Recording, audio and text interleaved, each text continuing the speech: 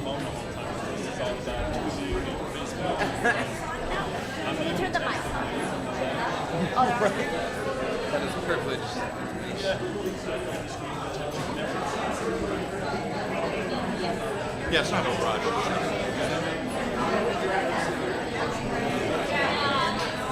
Oh, wait, it's too much time. I know, I recalled it.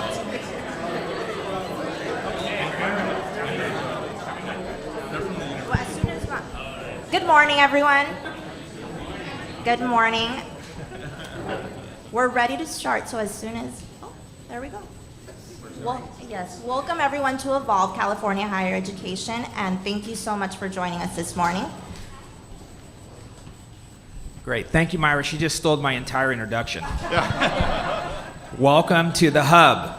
And first of all, let me thank the Hub for allowing us to use this very, very unique setting. The Hub is going to be kind of the social place for folks to come together, we hope, in Los Angeles to talk about very important issues facing us today. So I want to thank the Hub first and foremost.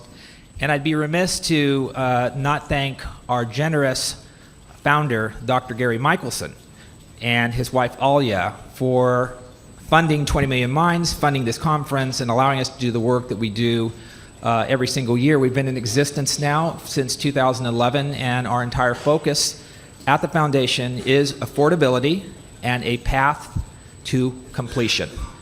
And our sweet spot, if you really kind of want to know what the foundation is working on, is community colleges. As you know, the issue is extremely important, and feeding that into our University of California and CSU system, and of course our private institutions.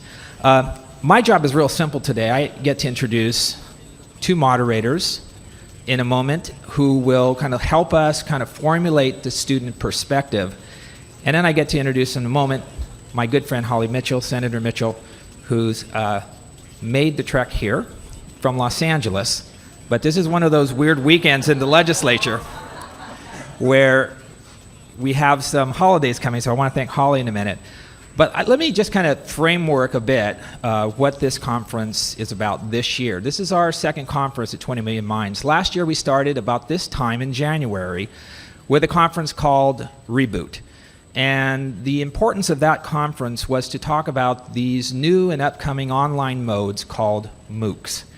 And the year kicked off in January, and it was a rock and roll year for MOOCs and the discussion about MOOCs in general.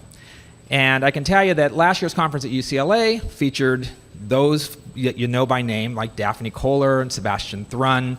We had Jeff Salingo. We had just about anyone in the higher education space talking about how MOOCs were going to transform higher education. We had Senator Steinberg here, Lieutenant Governor Newsom, talking about the bottleneck issue and how they might be able to help us in that regard. And out of that particular conversation, really, I would say kind of a revolution occurred on our campuses. And I thought Senator Steinberg's introduction of Senate Bill 520, you may have read about this in the New York Times, where the senator said, if we can't solve the bottleneck, if our institutions aren't offering enough online, maybe third-party providers can and should. And out of that came a reaction, which is always a good thing.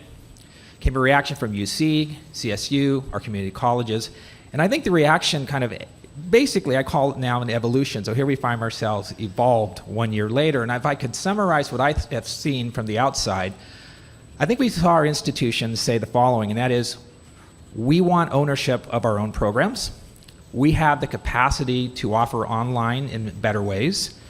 Our faculty deserve a place at the table. Our faculty needs developmental dollars in order to achieve what we have to achieve.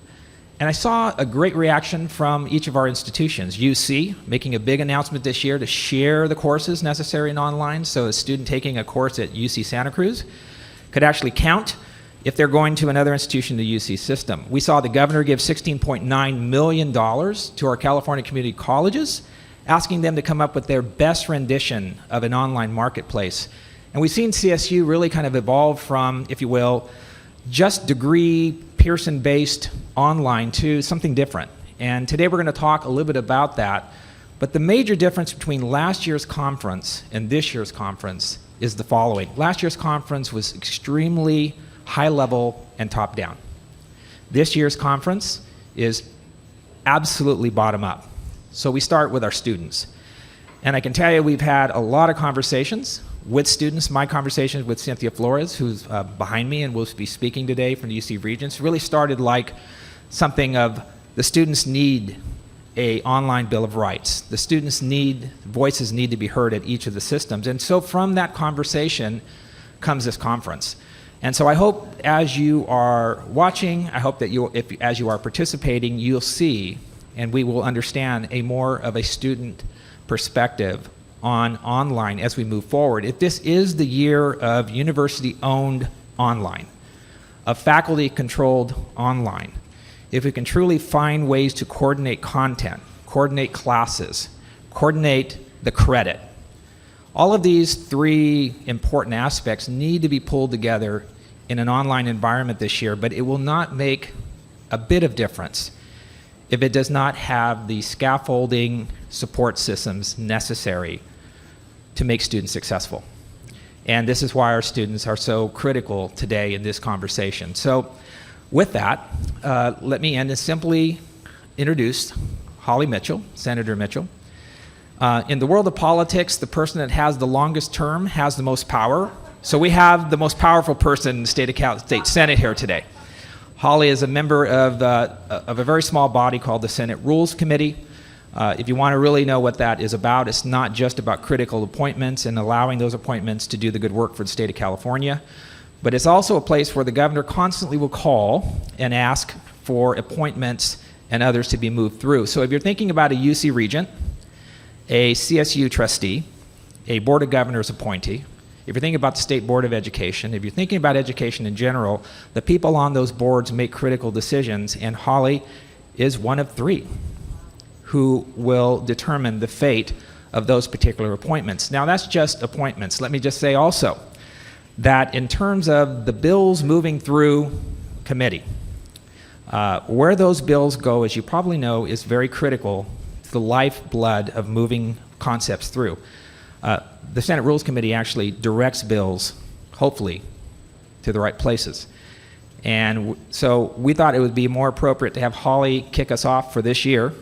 I think Senator Mitchell, if I could just give you a summary of our relationship, we've known each other for many, many years, going back to State Senator Watson, now going to Congressman Watson, and now with Holly on the State Senate, I think we're in all good hands. So I can only tell you that we're very happy you came today, and please come up and say a few words. Appreciate it.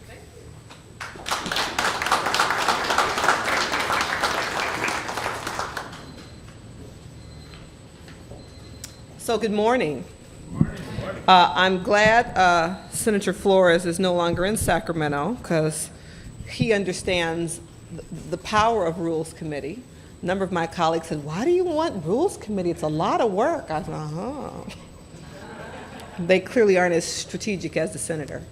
Let me start by saying hashtag Holly J. Mitchell so I can get some love from the guys over there. Give hashtag Holly J. Mitchell. And I'm glad to be here today since we're here talking about education. Full self-disclosure, I am playing hooky. We're not typically in session on Fridays, but if Monday is a holiday, we have session on Friday. So I had to get permission to not be in session, and so I'm very glad. I did that because this is A, because Dean asked me, and B, because this is a critical emerging issue. I'm thrilled to be here and to be exposed and introduced to the hub. What a novel concept. And so I'm very glad to be here, and thank you for having me. You all know, Dean just talked about kind of the legislative history. If you all were at the conference last year, you know what happened in the legislature. You know what happened with President Pro Tem Steinberg's bill. You know where the governor's commitment lies, and hopefully you know about the amazing experience that took place at the White House. I think it was just yesterday with this rollout of this overall commitment to helping kids finish college, and the millions of federal dollars and the incredible public-private partnerships that have been put in place. I was meeting with President Tim White of the CSU system on Tuesday, I think. He was taking a red eye out the next day, and so he gave me a little commercial about what they were going to experience in DC. So it's very, very exciting.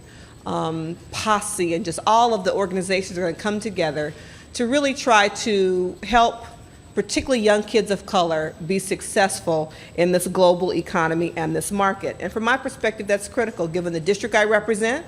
I'm state senator for the 26th senatorial district, which is just west of here.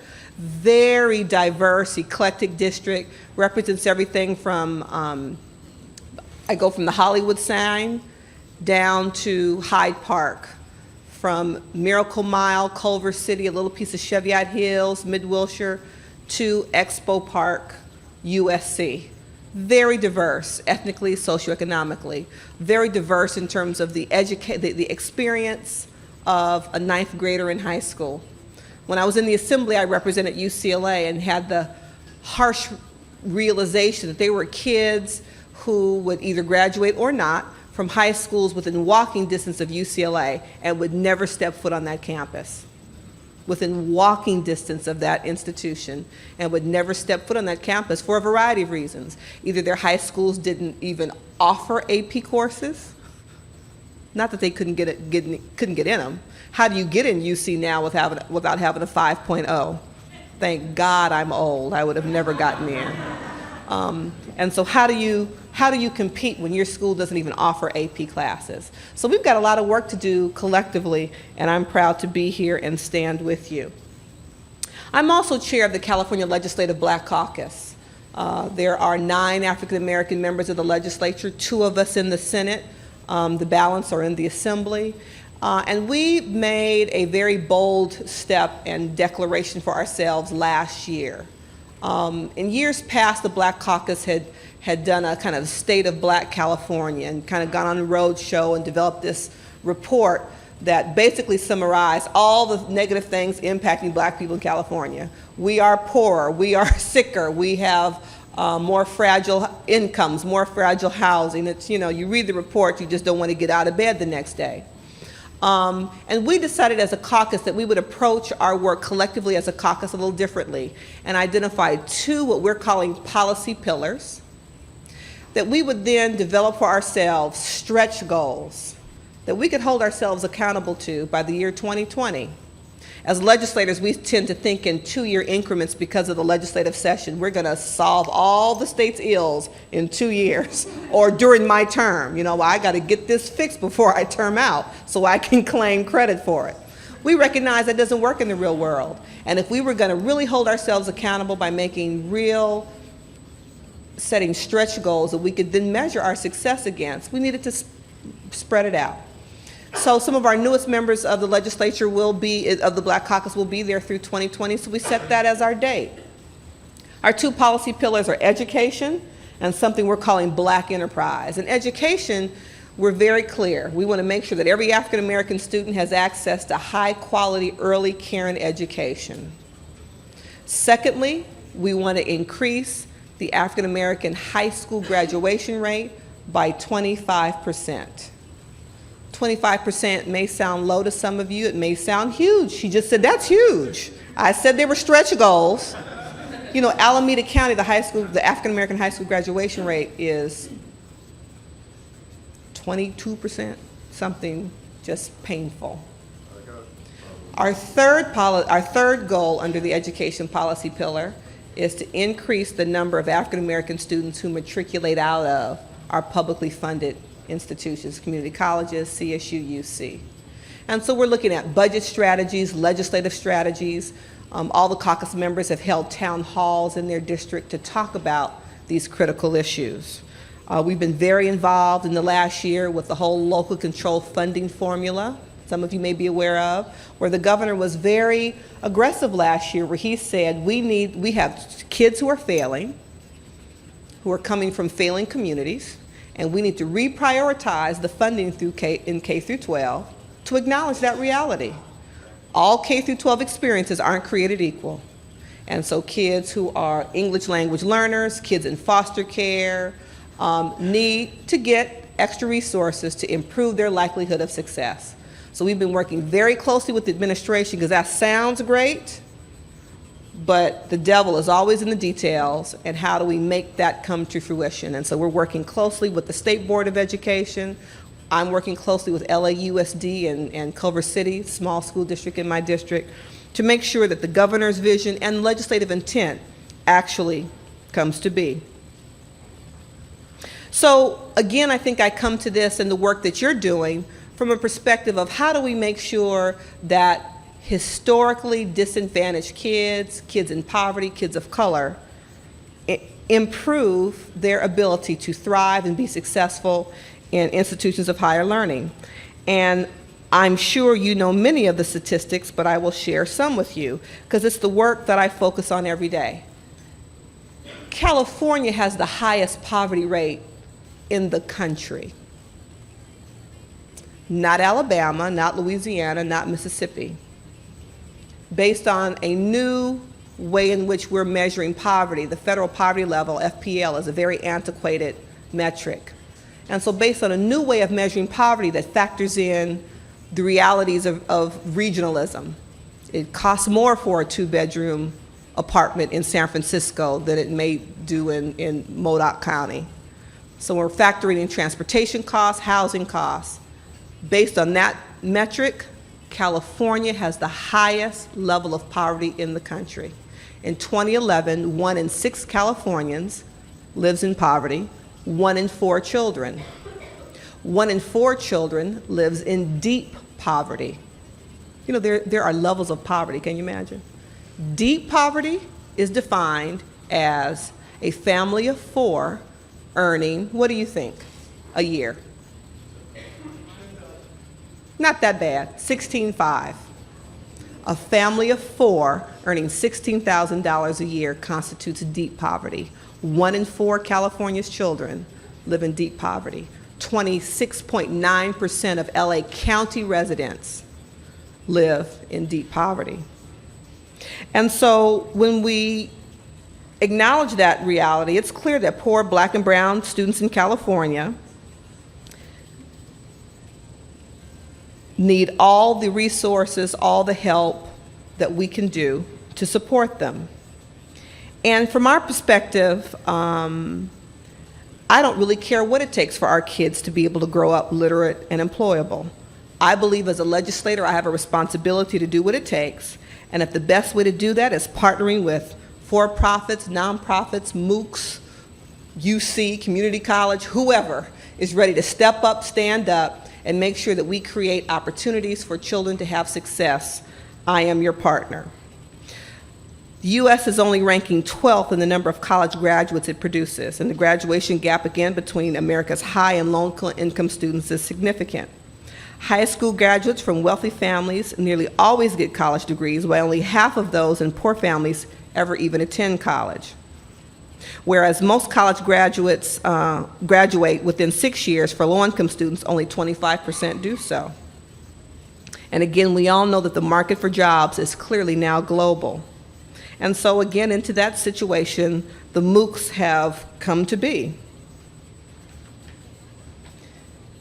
And it's important because due to the last decade of fiscal challenges we all faced as Californians, and I faced as a legislator, where the state was in effect broke, and we cut deeply into the core fabric of critical programs that were designed and exist and operated by government to support all of us as Californians. We're now trying to pull our way out of it. But when you see situations like the City College of San Francisco, whose urban student population is doing relatively well academically, but because of financial pressures, much of which has been due to us, they may lose accreditation after the semester. CCSF illustrates the challenge higher education is facing. Cost is the single largest factor in determining not only what students and parents buy, but what government is also willing to buy. During the economic crisis, California colleges turned away 500,000 applicants for whom we lacked capacity. I happened to be at UCLA campus 2 years ago, the day the letters go out to the freshmen. And you know, the deans were sharing with me, we got this many applicants, we're going to admit this many. And that was before Prop 30 passed. We weren't quite sure what their funding would be. And they were in a position where if it hadn't passed, they were going to have to reach out to some of those freshmen who they had admitted to rescind their admissions. So we were in a really, really bad place, I think, as a state. In 2012, Cal grants were cut by $134 million, which hurt students at for-profit colleges more than others by lowering maximum awards to $8,000 that year overall, with a $4,000 max at for-profits, leaving more loans or dropping out as the only alternatives many students had. Although MOOCs open wide the doors of opportunity without necessarily opening public coffers, students have to walk through the door to reach their life's destination. So unless we prepare kids academically and technologically and support their success financially, somebody somewhere may succeed through MOOCs, but it may not be poor kids or kids of color, because online education will also reduce barriers to education and U.S. jobs to college grads all over the world. Right now, the 500,000 children growing up in deep poverty in this state are statistically unlikely to ever make it to, let alone through college. Yet they too must somehow eat and find housing, and all of us have a collective interest in making sure that there's opportunity for all. In 2016, our community college students will have to maintain a 2.0 GPA for 2 consecutive terms and complete half the classes they attempt each semester to keep their state grants. For some folks, college is their chosen career, but many low-income students attend college on a start and stop basis for years because that's all they can handle given their financial, academic, and family obligations. So one door opens, another closes, and money clearly matters. So it's in the legislature. Every bill introduced this last year to fund online college learning unfortunately failed passage. The most far-reaching one was introduced by the pro tem. I'm sure as you know, it would have set up a statewide mechanism for online course providers to offer transferable courses for credit throughout our 3-segment college system. But after taking amendments, which largely turned it into a study, he had to shelve it. He did so immediately after last July's report on the disappointing results of San Jose State's partnership with Udacity to offer 2 math and 1 statistics courses to 300 students. Half of them were considered at risk. 74% or more of those who took the courses in the classroom passed, while half or less passed the online version. This experiment was hailed by Governor Brown and was partially funded by the Gates Foundation, yet it's been shut down. San Jose's partnership for online with edX is, by contrast, doing well. Most students are doing better than they would without online course instruction. edX is a nonprofit and it uses blended learning, a mixture of traditional classroom and online instruction. The model seems to work best and is best accepted. That's critical because the annual Babson survey of online learning just surveyed about 4,700 colleges and found that whereas colleges which offer online instruction expect to tap it as a core part of their higher education, those at colleges which don't show growing opposition to this blended use. Once again, this difference reflects the struggle over scarce resources. Professors and administrators feel increasingly threatened by online instruction, especially when it's conducted by for-profit companies rather than by academia. I can tell you that when the online education advocates knock at the door of the state capitol, they are likely to find other higher learning professionals already at the table, expressing their fear for both the caliber of education and for their paychecks. If the online movement is to make progress, I strongly recommend that it embrace transparency. We've got to clean up our houses by denouncing rather than defending the many organizations that have, frankly, targeted at-risk students, giving them sometimes inferior educations as well as high debt. Treating online education as a business should not have to mean lousy schooling. It should mean broadening access to all who are ready to step up and take advantage of the opportunity. And good schooling is not just a pragmatic coursework.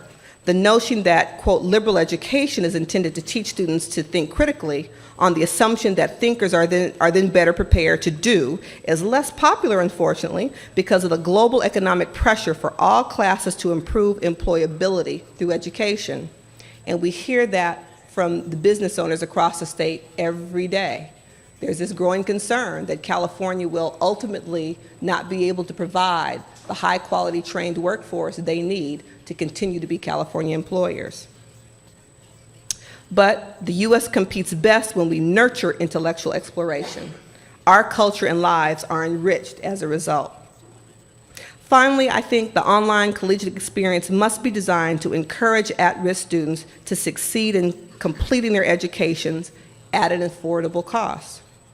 Graduating, not merely enrolling students, is our common goal. Challenging that online education must accept head-on, because it's how we will move forward and succeed as a state that's competing in an ever-changing, ever-evolving global economy. I thank you for the opportunity to share with you today, and I'm not sure about the time and schedule, but there are a few questions. I'm looking to the moderators to see if that's appropriate. Yeah, we have time if there's like one or two questions. Excellent.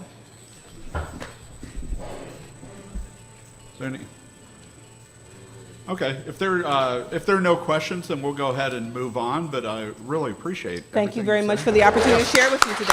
Thank you.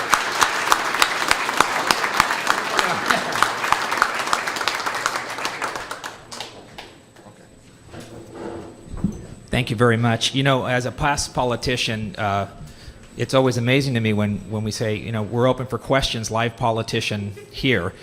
And somehow at the end, walking out, I have 50 questions. We have 50 questions leaving the room. So it's always, Holly, thank you so much, Senator Mitchell. Let's give her another hand. We really appreciate her perspective. Okay, now we're going to turn to the reason we're here, and that is the students.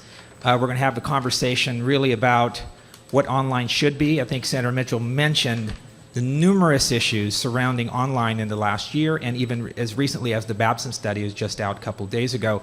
Let me just set a context for this week. It's been a huge week for higher ed. I mean, if you think about it, Monday started for our foundation with our founder, Dr. Gary Michelson, making a $50 million donation to USC to really kind of work on the biomed side of things. We were very extremely happy to see that investment by our founder, and I can tell you that his investments will continue to solve problems that, quite frankly, need to be solved. Online is one of those. So you can expect us to be very active as a foundation this year.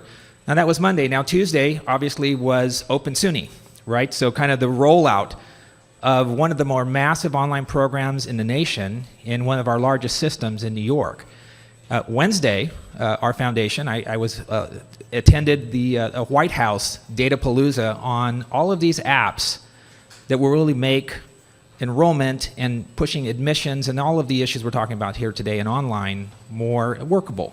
So after a year of getting together a year ago at the White House, then ending up there on Wednesday, we all kind of talked and saw real applications being applied to a growing level of low minority income students moving through higher education. So that was Wednesday. Thursday, I believe yesterday, President Obama and Michelle Obama have pulled together an entire cadre of 100 college presidents plus to discuss if the issue we're talking about today, which is really low minority income students moving through higher education, a long overdue discussion. Great recommendations from that meeting yesterday. I understand our Chancellor, Bryce Harris, was at the table, which is always a positive, and a few other presidents from our systems. And today we end up Friday here at our conference on Evolve, talking about the practical applications of online. And so I think this week, hopefully, we'll kick the year off.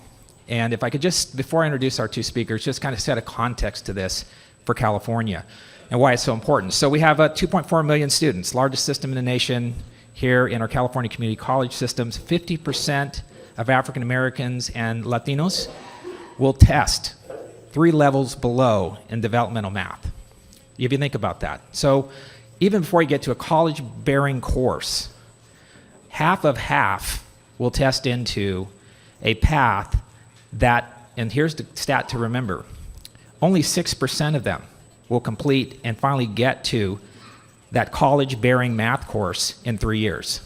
6%. So if you kind of think about it, 94% working a path to completion that and somehow drops, they literally drop out. And from the state perspective, what a lost investment. You know, the LAO office tells us we pay $3,400 every time a community college student steps on the campus, day one.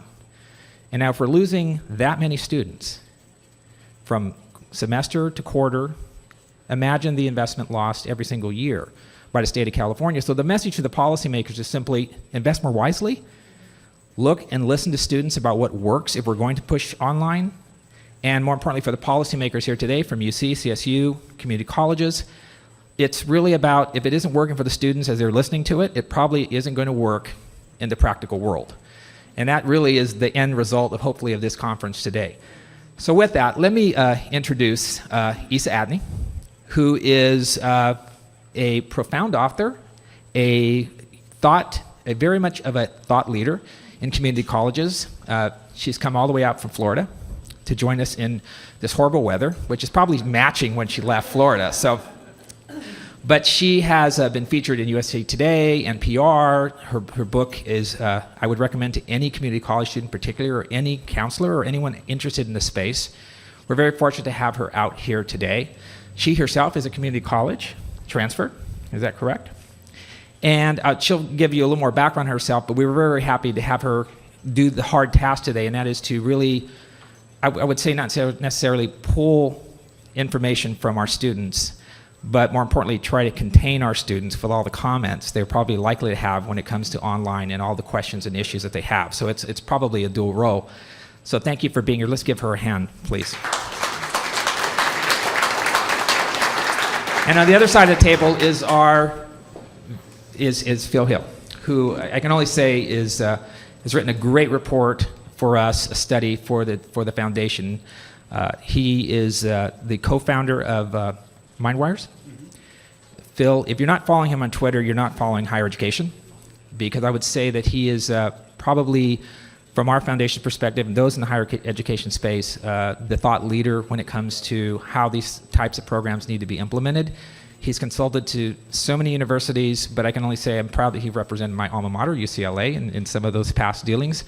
But I will say we're very fortunate. He's got the tough role of trying to, as well with Isa, try to merge all of this together into coherent discussion. So please give him a hand as well. And with that, I'm going to turn it over to Isa. Yeah. So thank you very much, Dean, and looking forward to this conference. I just wanted to, beyond the MindWires Consulting, I'm also a co-publisher along with my partner, Michael Feldstein, who also helped with the paper. We co-published the eLiterate blog, and it's on online education, educational technology, but really focused on improving learning. From that context, I'm really excited and appreciate being invited to help moderate this conference, because it's got a very necessary focus on getting much more of the student's perspective. So there's a lot on your shoulders today. We need to hear more from what student experiences are, what student perceptions are of the initiatives we're doing. So I also want to thank Dean and the 20 Million Minds Foundation and all the hard work that Sergio and Myra and the whole team has done to put this together. We need more opportunities to hear directly from students. So appreciate having the opportunity to help here today. And one thing I would point out, we have a storyboard graphic illustrator, Dana Weiss, who's working over on the side, who's going to be covering the themes that come out of the conference. And all of her material is going to be available digitally on the Evolve website after the fact. And I did want to alert Senator Mitchell that it is listed right now as $16.9 billion to the community college. So I know what your topic is next week, as opposed to 16.9 million. So, but I think this is a great opportunity to capture the theme. So, and even during the break, we're going to have a chance where you can go up and put sticky notes and make comments on what you're hearing about that. So thank you very much, and turn it over to Isa. Thank you. Well, I am so happy to be here. What excites me most about online education is how new it really is. I only graduated with my bachelor's in 2009, and at that point I had had no experience with online education, and yet a year later, there I was getting my entire master's degree online from the University of Illinois.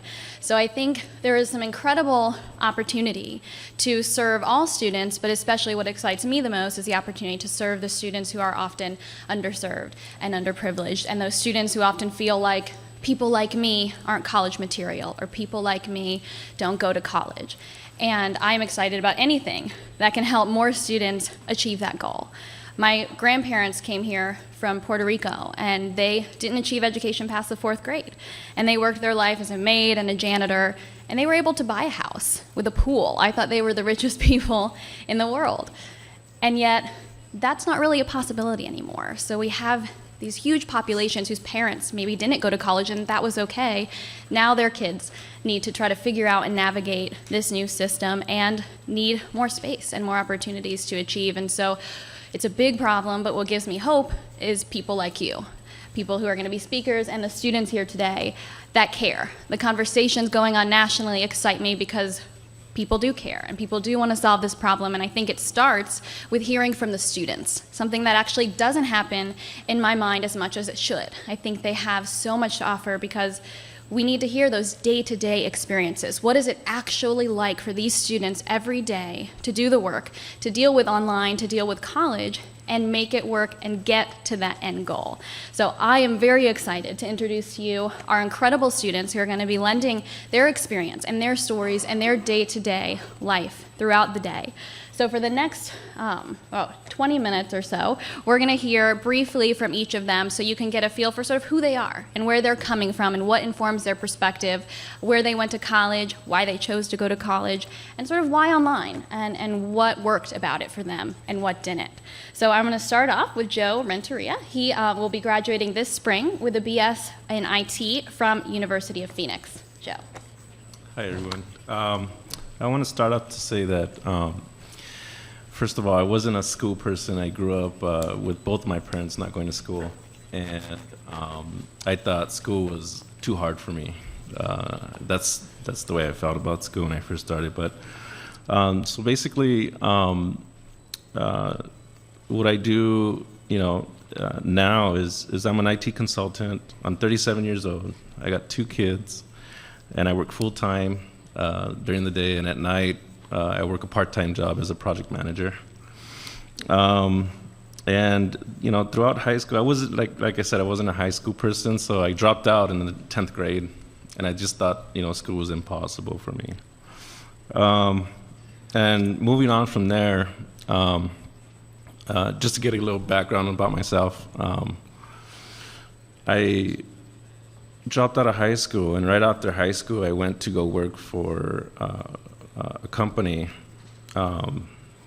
and this company was an IT consulting firm, and I had taken a post-secondary school previously to obtain that job, and I worked at it as an IT person for about 5 years.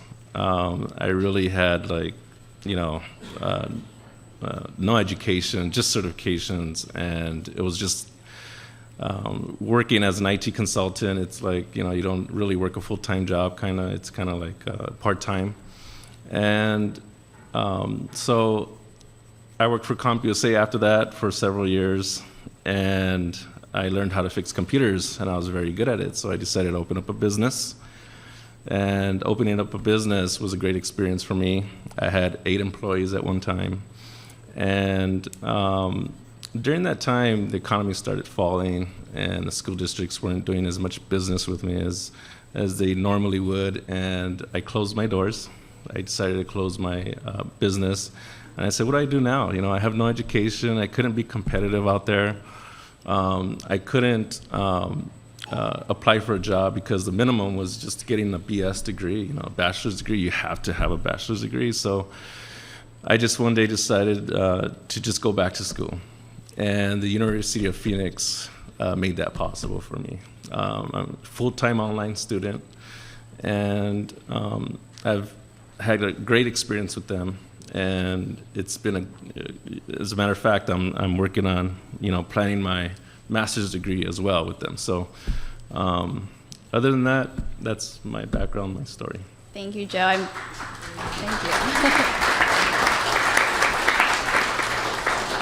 Very excited to get your perspective throughout. I have the greatest respect for parents who go back to college. I can't imagine, and it's just amazing.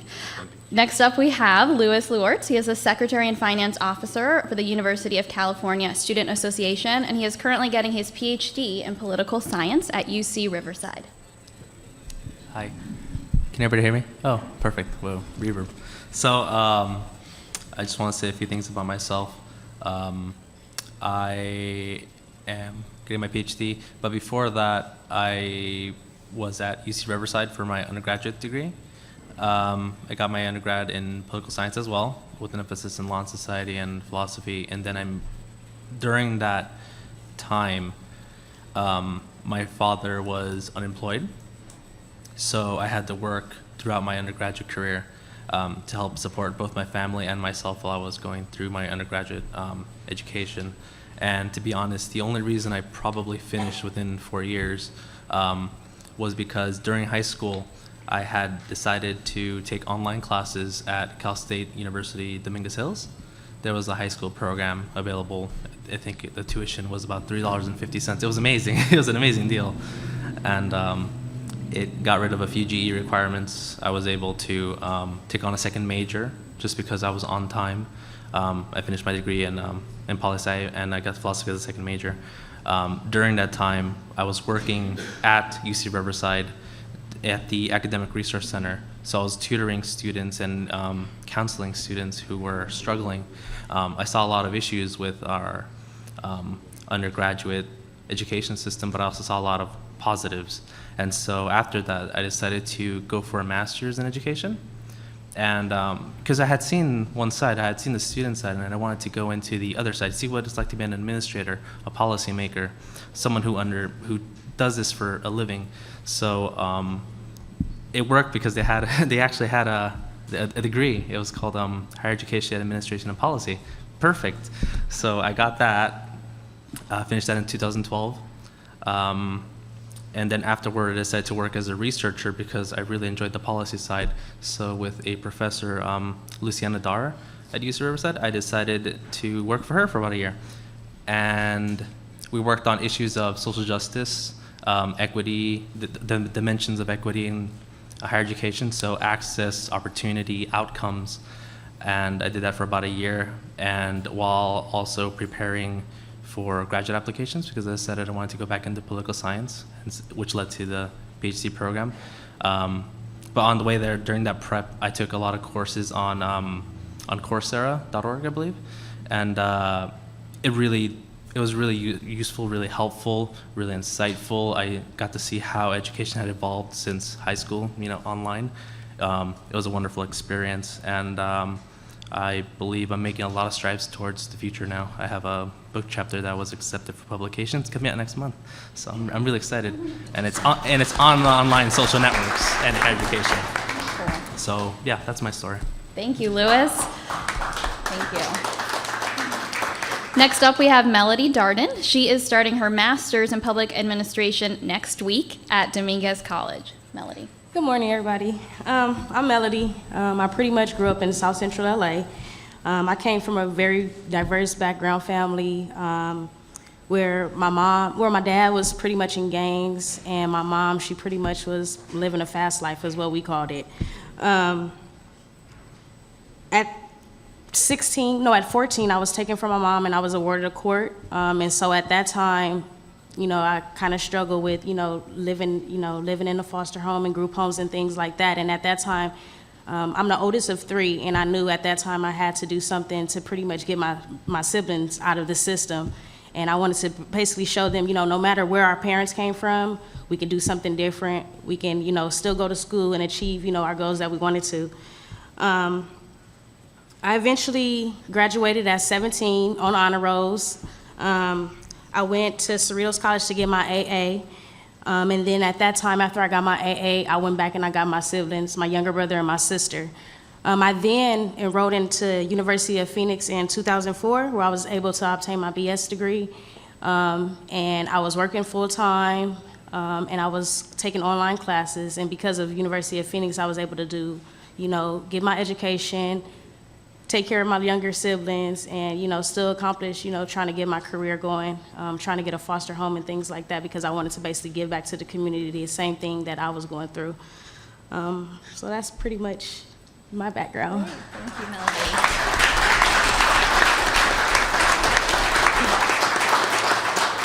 One thing I love about Melody's story, we had dinner last night, got to hear more about her dreams of starting her own home, and it's something I hear a lot of students, that when we do help these students who come from, low-income backgrounds succeed, I find almost all of them want to give back, and they want to help other people who have been through what they've been through, and what better people, to do that. So Melody, I love you, I admire you so much.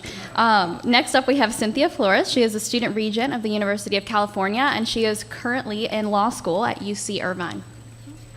Great. Good morning, everyone. Thank you for being here. I was born and raised in the beautiful city of Los Angeles.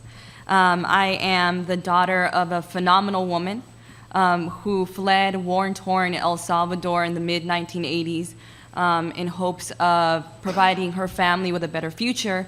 My path to higher education was a bit difficult. I'm a first-generation person in the States, first person in my family to go to college, from a low-income community and household. We were often on state assistance just to make it by, and my mother was a single parent. That being said, during my senior year in high school, I somehow found a way to make it work, was accepted to UCLA, and my mother's first reaction to my acceptance was, how are we going to pay for it? In El Salvador, it's thought that only those that are very wealthy go into higher education. Needless to say, we made it work some way, shape, or form, and I graduated in 2010. My senior year at UCLA, I served as the first Latina student body president of UCLA in UCLA's history, and that was a great accomplishment for both myself, my family, and the university system as a whole, I believe. I am currently a law student at the University of California, Irvine School of Law. I also serve on the Board of Regents as a student regent. And because of my experience and non-traditional background, I've really had my priority on having access or helping achieve access for underrepresented, diverse students. And so that's been my, I guess, point of reference throughout my experiences. Both at the undergraduate and graduate level. As a student at UCLA, I had very limited experience with online education. I had, I think, 2 courses that were gateway courses that utilized online instruction through like blogs or webinar kind of classroom dialogue, but nothing too extensive. As a law student, we're kind of old school and we believe in casebooks and cold calling. So we don't really incorporate a lot of online instruction. The online instruction that I have experienced is, as you can imagine, I have a very, very heavy travel schedule. And so I do have access to lectures that are recorded and then played back, and some interactive functions to ensure that I'm keeping my attention while they're instructing the lecture. And so that's been my experience with online education. I'm more on the receiving end in terms of how do we construct online education as the Board of Regents to ensure that it engages students. So that's why I'm here, and thank you. Thank you, Cynthia. Next up, we have Nancy Aparicio. She is at Cal State Northridge and will be graduating this spring with a BA in English Creative Writing.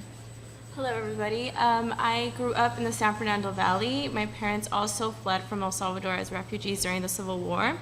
And growing up, it was very much, there was no choice. You had to go to college if you needed to have a better future. There was no choice. So it was very much, that was my only choice pretty much. But being in college, coming from parents that don't have the opportunity to give you as much as they would like to, you do have to, I had to obtain a part-time job, and that was where I was introduced to online classes. Unfortunately, some were fantastic, some really let me do what I had to do in order to get by financially, but there were some classes that did hinder me in the sense that they caused more stress, or they didn't allow me to have the one-on-one opportunity that I would have had if I had an instructor with a class full of peers. But aside from that, I do believe that online classes did allow me to graduate in 5 years instead of what would have been 5.5, because I did take a semester off because of a medical withdrawal. So in essence, it did allow me to really get ahead, but at the same time, I do believe that there are some things that could be worked out to allow students to have a better opportunity or a better experience. Thank you, Nancy. Thank you. Next up, we have Devon Graves. He is the chair of the California State Student Association. He is currently a junior at Cal Poly Pomona and will be graduating with a BA in political science the spring of 2015. Devon. Thank you. Thank you so much for allowing me to be here. Really appreciate the opportunity to share my story and listen to everyone's story. So thank you. I was the first to attend a four-year university in my family. Both my older sibling and younger sibling are both at the California Community Colleges currently. One kind of thing for me, being busy with student government and athletics, online classes were very helpful. I kind of got my first experience with hybrid and got to get the mix of being in lecture and then half online. And I had recently the opportunity to experience the CSU's pilot program of the online concurrent enrollment system that they've started. So I was able to take part in that last year and really experience having a professor who was teaching a class. I was eligible for units on my own campus who was a professor at Cal State East Bay. So that was a very fun experience and happy to take part of that, and I really enjoyed that experience. So I'm currently again in a fully online course that's offered through my university and a hybrid. And I think having that diversity and that opportunity to be a part of that type of learning has been very helpful. And I'm really interested in mixing online courses with the Polytechnic way of learning. I think that's what's unique about the Cal Poly Pomona campus and the Learn by Doing. So I really think taking that application of knowledge through online courses and trying to apply that to the Learn by Doing. But again, thank you for this opportunity, and that was my story. Thank you, Devon. Next up, we have Dwayne Mason. He is the Vice President of University Affairs for the California State Student Association. He is a senior at Cal State Fullerton and will graduate with a BA in Studio Arts this spring. Good morning, everyone. I feel like we're a little bit of like a Boyz II Men acoustic trio right here in the back. I guess what I really want to highlight more is, you like that one? I guess what I really want to highlight more is, I guess just the difference between my experience growing up compared to what my experience in college has been. Younger, I was very much introverted, very to myself, not really sure of what I wanted to do until I found out that I had gotten into Cal State Fullerton and decided to go into their arts program. But what I really value about my college experience has been the way that it's been able to open me up as a person. I'm an African American male as well as an openly gay male, and those are two things that are very important to me and that really define who I am as a person and my experiences. And once I got into college, I became very passionate about involvement and wanting to give back and learn about how our university works. And it started with going to games and supporting our teams and things like that, and it grew into really wanting to give back and really learn about higher education, even though I have no career plans rooted in education. And one of the reasons that I feel that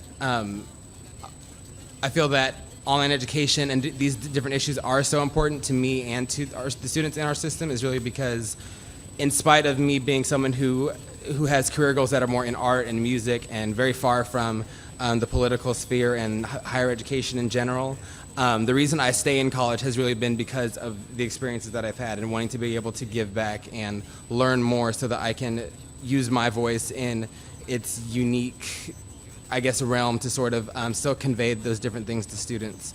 And those are the things that I feel are very, very important to me. And it's really just about having that passion.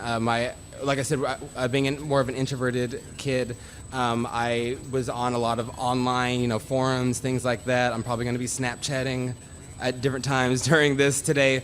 But I've always been someone who has really confided a lot in that digital world when I didn't feel like I had the strength or the ability to really speak in the real world. And my experiences with online courses and online education have really opened my eyes to some great benefits in online courses and also some really large pitfalls with online courses as well. but I definitely think it's something that can be for a lot of different people if it is used the right way. Thank you, Dwayne.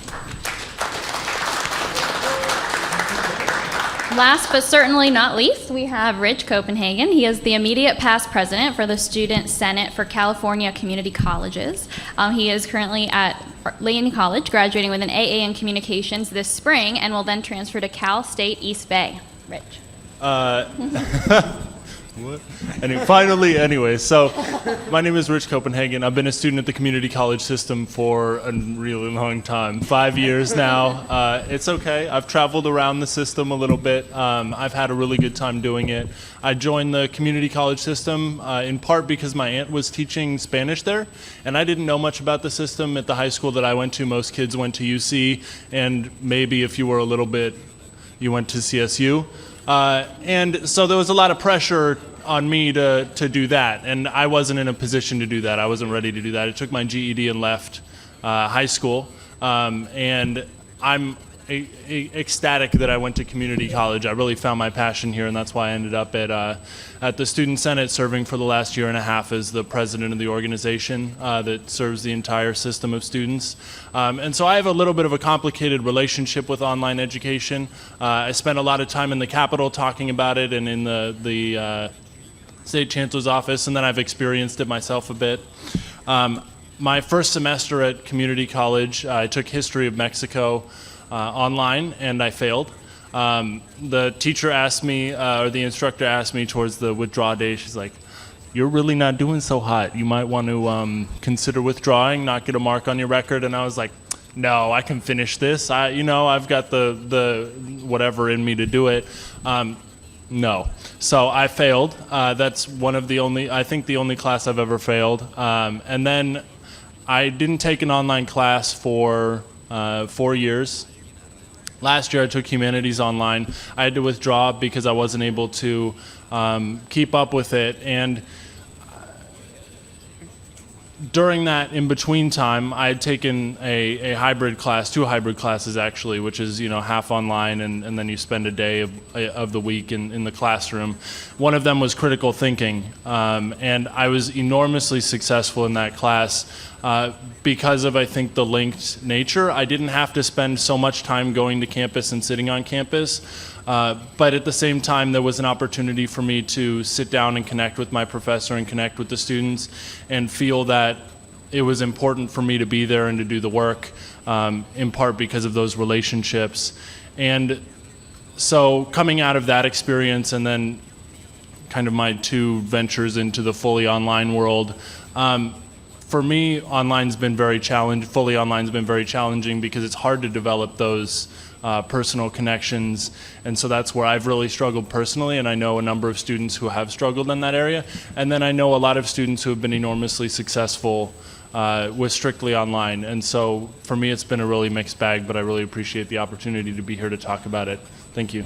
Thank you, Rich, and thank you, everyone. Very good. It's going to be a good day. I'm going to turn it over to Phil. Actually, even though 20 Million Minds is sponsoring this conference, which is great, you and I have the microphone. So actually, I'd like to give just a couple more minutes if you have some questions of the group, and we'll make up the time. Are we okay on time? Because we're 5 minutes into the next one. We're taking it because you and I have the microphone. So. All right. Works for me. I like it. All right. So I do have some more questions then. I want to know, kind of, you guys can just jump right in. Would you recommend online classes to your peers? Why or why not? I would highly recommend online courses, especially with people who have families, work full-time jobs. It's been a great experience for me. I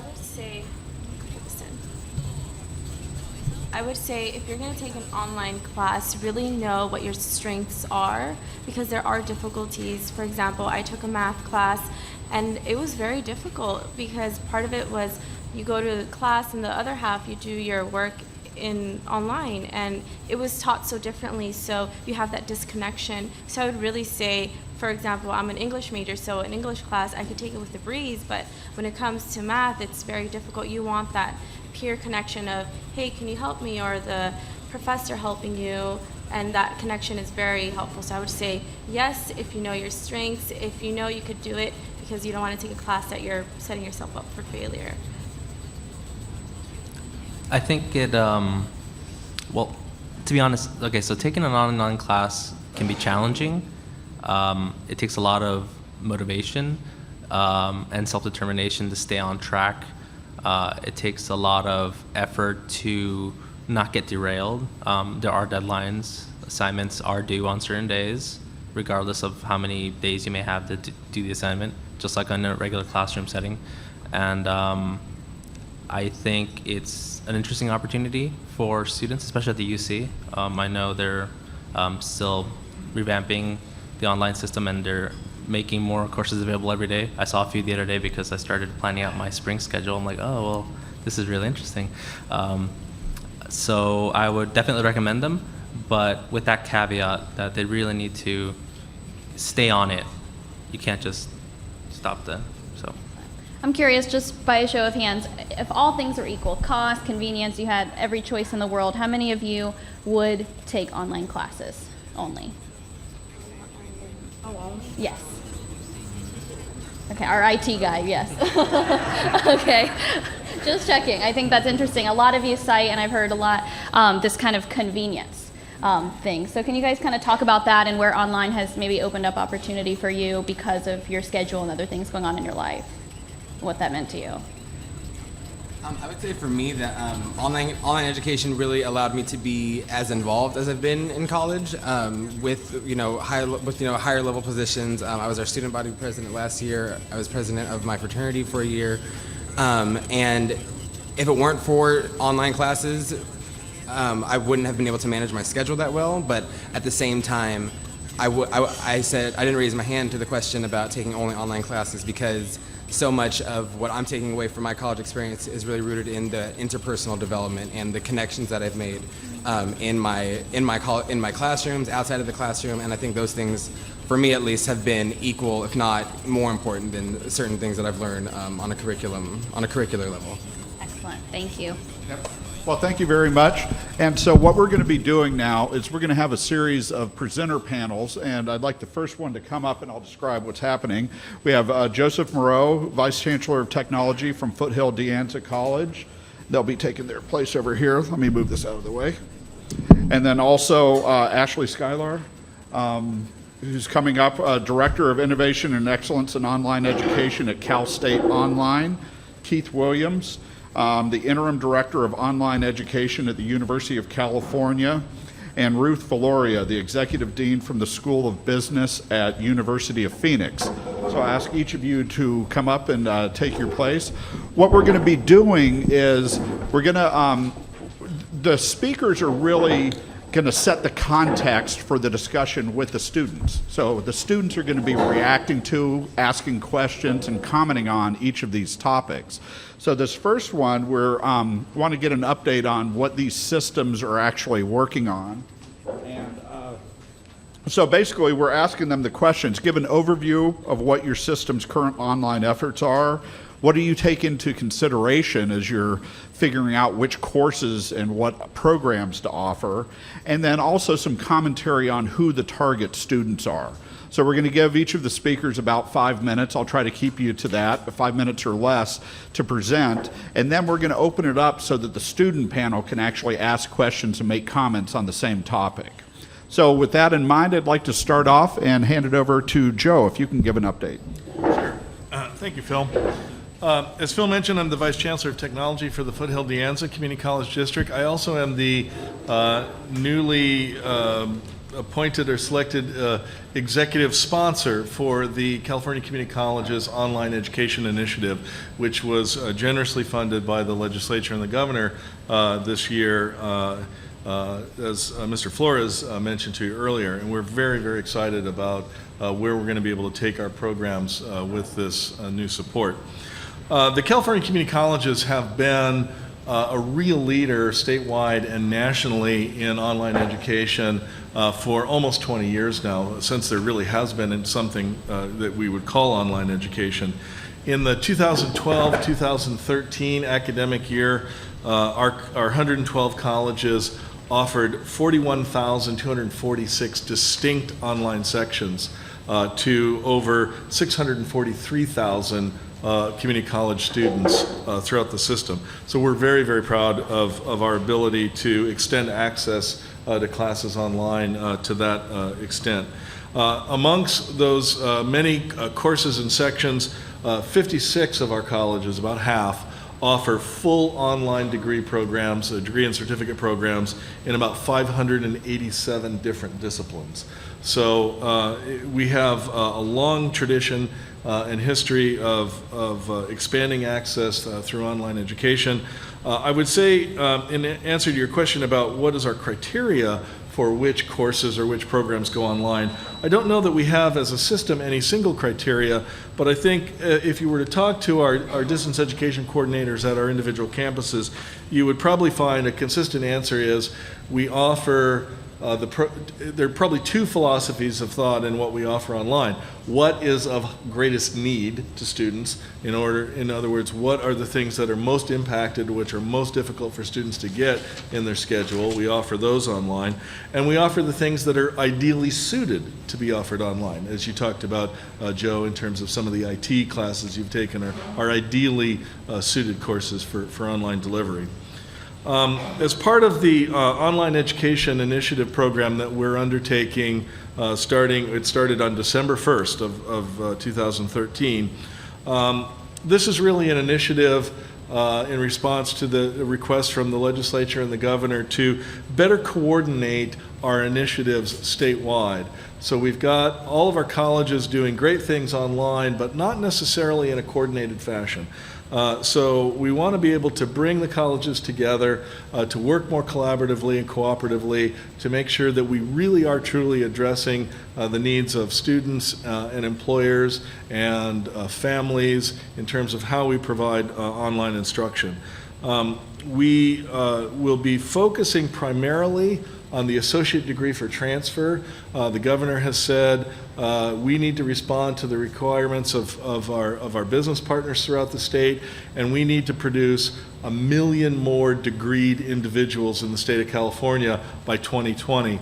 And the governor, I think, has very wisely identified the community colleges as one of the most cost-effective and time-effective paths to transfer for bachelor degree programs so we can get those folks into the workforce. So what we'll be looking at is those associate degree for transfer programs that are most desired by students, working with faculty at our individual colleges to develop and expand the capacity for offering courses that support those associate degree transfer programs, and expanding system-wide capacity to support those programs in terms of faculty professional development, advising and counseling, library services, other kinds of support services. I think the other big focus for us in this project will be to remove the barriers that we often inadvertently put in front of students in terms of being able to access courses from all of the colleges in the state and bring those together effectively to complete the program of their choice in a timely manner. We are looking to develop an online environment that essentially constitutes a one-stop shop for students. So regardless of where you may be taking courses, at your home campus or another campus, all of your courses, all of your educational planning materials, all of your support systems will be in one place with a single sign-on, and we're very excited about the opportunities that. And then finally, our online education initiative is working very closely with two other separately funded grant projects, statewide educational planning initiative for California community college students, as well as statewide common assessment for English, math, and ESL for community college students. So our desire is to bring all of those together in a unified environment and really streamline the process for students to move through the associate degree for transfer and then move on to one of our CSU, UC, or private school campuses in the state, or the nation for that matter. Okay. Well, thank you very much, Joe. And I know the program's just now starting, but it's going to be very interesting to see how it rolls out. I would assume you're sort of in a mode where you'll be as much listening today. Absolutely, and that's really my primary motivation for being here today, is to be with this group of folks to hear what they need, what they want, what their expectations are, and how can we better meet those. Okay, thank you, Joe. And Keith? Sure. As Phil mentioned, I'm the interim director of online education at UC. That's a system-wide effort. I'm also a faculty member at Davis and have been there for 30-some years. UC has had online courses for many years, but at a much smaller scale than what was just described for the community colleges. The evolution that has gone on in the last couple of years is very encouraging. The faculty are very committed to the things that they do, and that has been to provide as good an education as possible for students, and their vision maybe hasn't been as accepting of online courses in the past, but has gone through a lot of changes over the last few years, and I think is getting much more available and much more readily endorsed by the faculty. And we've had a pretty huge turnaround in that capacity, which is, I think, real positive. UC has a variety of things that are going on, some of which have been stimulated by the funding that the governor proposed a year ago, some of which were already underway. Campuses each have their own efforts toward online education, and they've developed a number of courses that have been offered for many years. Right now, there are no undergraduate degrees possible at UC that can be fully online. There are some master's level programs, and particularly at the professional level and the graduate student level, there's going to be fairly large growth there. The faculty right now don't believe that a fully online degree is what's ready for UC at this time. Whether that will evolve or how it will evolve, we'll see, but they really believe in the education that has been provided and maintaining at least a part of that as we go forward. UC is a system of 10 campuses, but it's also 10 independent campuses that operate fairly independently. Every campus has its own registration enrollment system, its own learning management systems, and there's been relatively little coordination throughout the system previously toward things that might enable online education. And that's one of the areas that we've made a lot of efforts at over the last few years, and particularly in the last year with the stimulus from the interest from the government. We now, starting a week and a half ago, for the first time, have been able to enroll students into courses offered from other campuses electronically. There's a central website where students can go and see the courses that are available online, and if they choose to enroll, can click a button and it takes them to a place where they can use their home campus authentication to allow them to enroll in the course. And then in the background, everything goes on to make sure that both campuses involved are notified of the student enrollment, that grades eventually get back to where the student was. And it really has been a major accomplishment to get that done. We started efforts last spring and had to put in a lot of new things to enable that to happen, have had to change the culture both at the administrative level and at the faculty level that has been willing to help this along. And I think it's now headed real well in the right direction. At the same time, the number of courses that are available are nowhere near what was just described for community colleges. It's been fairly small. And we have initiatives that are starting to build more courses, targeting lower division, high enrollment, gateway courses, the kind that have waiting lists that prevent students from getting something when they might need it to go through a regular curriculum pathway. And we've had in the past year, starting with some meetings in the spring where we had all campus involvement, we had more than 200 people attend some conferences that tried to lay the groundwork for how UC would do this. And eventually that led to a request for proposals to faculty that just finished up in December, where we now have, out of a number of applications that were put in, there are going to be 37 new courses that are developed that are getting funding from the initiative that came from the governor's office and will probably become online in 2014-15. We also have a number of courses that the program that I oversee, UC Online Education, has developed in the last several years that are the ones that just started enrolling students a little over a week ago. This is kind of a pilot test where we're learning things that we need to know to do this at a larger scale. We have plans to expand the offerings that we have, as well as the new courses that come forward. And over the next year and a half, we'll be increasing that enrollment, but also developing a more robust system that will pretty much make it transparent for students when they want to enroll in an online course. They'll be able to do it as easily into a campus that's in Southern California and they're in the north as it would be to enroll on their campus into those. So it's a good beginning. We have a long ways to go, but we think that we're on the right track, and it's been helped by a lot of the different things that have brought online education to the forefront. All right. Thank you very much, Keith. And Ashley? Okay, my name is Dr. Schuyler. I was previously a faculty member for 9 years at Cal State Northridge, and in the last couple of years, I've been working with the California State University system to support fully online programs for this system. And I just want to point out that historically, we really have been very successful nationally providing fully online programs. So we have approximately about 104 fully online programs for this system. About 2/3 of them have been at the graduate level. So certainly efforts are underway to increase degree completion opportunities for those students. Additionally, we've also had about 65,000 students take an online course in 2012, nowhere near the community colleges.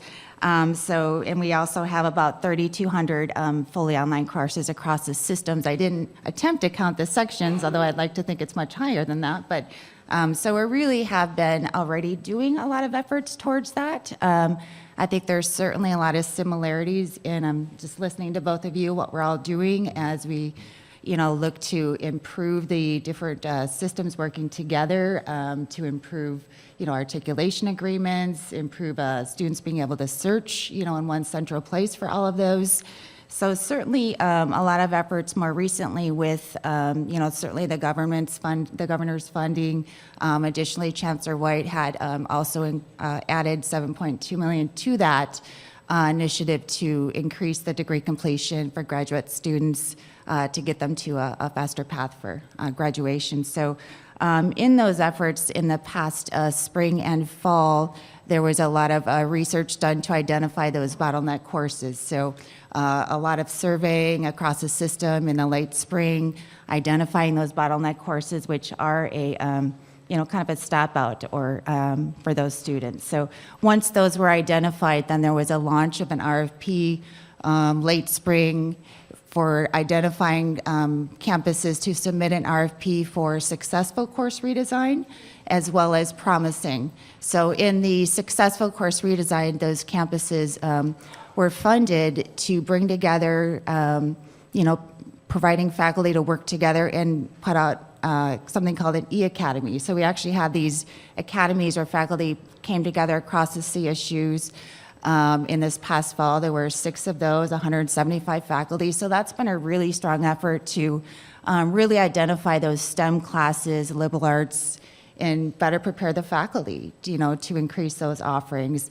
As well as e-advising, that's been a big target area as well for us, is to improve those degree maps and facilitate that for those students. So there's about 6 cohorts of different ideas around e-advising, increasing virtual labs. So there's really a lot of efforts that we're doing. You can also do a search of any online degree program. By 2015, we're really looking to be able to provide that central area where students across the whole CSU system can identify online courses. Currently with the, we call it Course Match, this past fall and spring, about 100 courses. It's kind of a proof of concept, but your student is able to enroll across any CSU and another CSU's course. And, the articulation agreements and that process, all that has to be really mapped out for the student, but certainly by 2015, being able to offer about 3,200 of those is a rich number, but we're really targeting for that because it's really important for the system. And just a quick thing, Rich, that's the program you said you took a course in. You did the Course Match where you took an online, or you did, Devon? Okay. I got to experience that, so I'm excited to see that keep going, and I really enjoyed my time with it, and I hope that keeps going forward. Okay, great. And what's exciting is those courses were all already identified as successful fully online courses. So the purpose of the e-academies is really to get other faculty to adopt or replicate or refine that model across the different CSUs. So we're really looking to have those successful ones replicated across the system. And then a newer initiative that we started about a year ago is reaching out to stopped-out students that have 80 or more units, 40 of which in the CSU. So it's really important. 16 of the 23 are impacted for freshmen, 14 of the 23 impacted for transfer. We know certainly a lot of our students just can't get back in. So reaching out to those ones that have challenges getting back in, we're within Cal State Online also providing opportunities to get back in as well. Okay, thank you very much, Ashley. And since Joe started off with some big numbers, I'm going to hand it over to Ruth, who might have the chance of story topping even.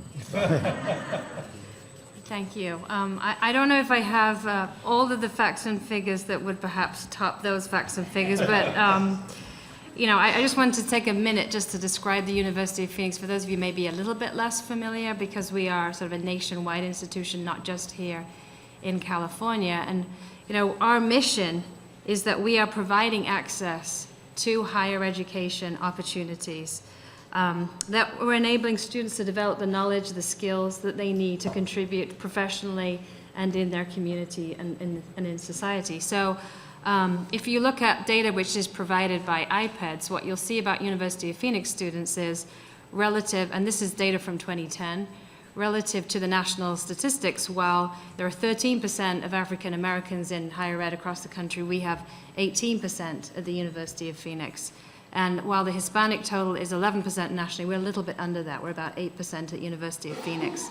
56% of higher ed students are white in America, only 36% of those at University of Phoenix are. And so in that 2010-2011 period, actually, we graduated more degrees. We sent out students with full degrees from the University of Phoenix to minorities than any other institution actually in the country. So in terms of access and expanding access, certainly we have found that the minority populations have been very successful in taking advantage of that access at the University of Phoenix. We have about 300,000 or so active students in degree programs. We offer from associates all the way through to doctoral in about 8 specific schools and colleges, mostly in disciplines that are very strongly related to a business outcome, like our IS&T programs, the business school, the College of Education, the College of Nursing.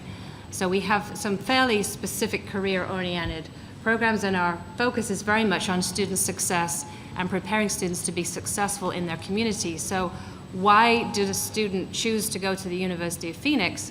Mostly what we learn is it's about the convenience and the flexibility, because the students themselves have the choice to take the courses on a ground campus, which our ground campuses might look a little bit different than your ground campuses, but they are places where a faculty member will meet with about 15 students once a week for a few hours to talk about the educational topic. Or the vast majority, like Joe here, would have taken their entire program in an online format. So that flexibility of being able to catch up with the discussion questions, to do the homework when they can, after the kids are in bed. The vast majority of our students would be working and be working full-time and would also be studying full-time, you know, as Joe has alluded to here. So the flexibility and convenience is absolutely paramount to them. And we spend a lot of time talking to students, listening to them about what they like and don't like about our programs. We have a Net Promoter Score system that asks, would they recommend the University of Phoenix? And what we hear is great about that is this flexibility and convenience. But of course, satisfaction is not a guarantee of completion. You can be super happy in a college but not be doing well. So we spend a lot of time thinking about what are the barriers to completion, and we use the types of techniques that for-profit companies use when attacking a problem like that, which is you think about segments of students and segmenting out the different barriers that students have. And so what we've learned about the barriers, of course, the financial one is very important. It's probably top of the list. And we're very focused on that. We do a lot of help with our financial aid counselors to make students aware of the resources that they have. So these support systems outside of the classroom for motivation, for career connection, all of those things are actually just as important in an online setting as the things that are happening in the classroom itself. And so I know you're going to talk about those support systems in another session, but it's very important to note that when you open up access to education, open it up through the online modality, the responsibility is very much on your shoulders to provide these services to students as part of what increases success. We have very small class sizes in our online programs. We have a lot of virtual workshops, 24/7 math tutoring that's available, because we know math can be a problem class online. That came up earlier. And we have a full range of predictive analytic capabilities, both from alerts that go to our counselors to notice that students may be having attendance issues, all the way through to our fully adaptive learning Carnegie Math product, which is at the very high end of adaptive techniques in teaching math online. So not just do we make everything available online and that increases access, but also the support services that surround it really help to contribute to the success of our students. And I'd actually like to pick up on some of the comments you made about the student population. So not just in terms of racial makeup, but if you had to describe like attributes, and I'd like to get the others involved, what types of students are you either targeting because you have a new program, or what type of students do you think will benefit from your online program? So I'd like to get some comments on that. Ashley, or should I call? As a faculty member, I did a lot of research across our system, identified, surveyed all of our students, and you really have to be an astute, independent learner, very motivated. Typically, it can be a little more challenging for freshmen, so maybe more, more of a sophomore through junior. It's almost more of a more mature, You more do need to prepared, have self-sufficient. some maturity level in there. Yeah. Any comments? And then I'd like to turn it to the students. We generally find that the majority of our online students are also taking on ground classes. They've selected the online delivery mode so they can time shift their class into a time of day or a day of the week that's convenient for them because they have family obligations or job obligations or other commitments outside of school, so that they're using this as a way to really do time management, schedule management, and that seems to work pretty effectively for a lot of them. I think there are two areas that we've tried to emphasize. One is allowing students to get courses when they need them. So if they're blocked off because of seat limitations somewhere, there can be alternatives to do it. And the other is to give students more flexibility in their schedule so that they have commitments that require them to work during part of the day and they can't take courses that are available. There are some that they can now get into, and that will help them get through their degree in a more timely manner. Okay, great. And so with that, now this is the real purpose of each of the panels. I'd like to turn it over to Isa and the students to get your reactions to what you're hearing, questions that you have for them, or just commentary in general. For you guys, but first I'd love to just hear what are your initial thoughts, what's in your head right now after what you just heard, and how does it relate to your experience? I have a question. Can I ask a question? Absolutely. Miss Veloria, I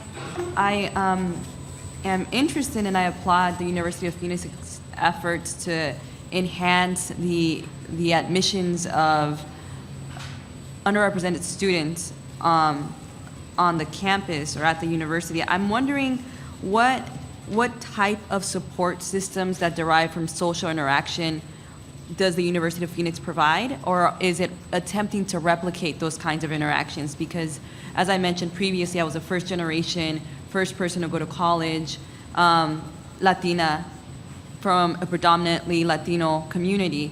And I found that at UCLA, a lot of my success was derived from my interaction with affinity organizations or other like clubs or organizations. And I'm wondering if there's a social outlet or portion to the University of Phoenix, and if so, you could just speak a little bit about how that is assisting students in their matriculation and success in graduation. Yeah, I mean, we have yes, certainly.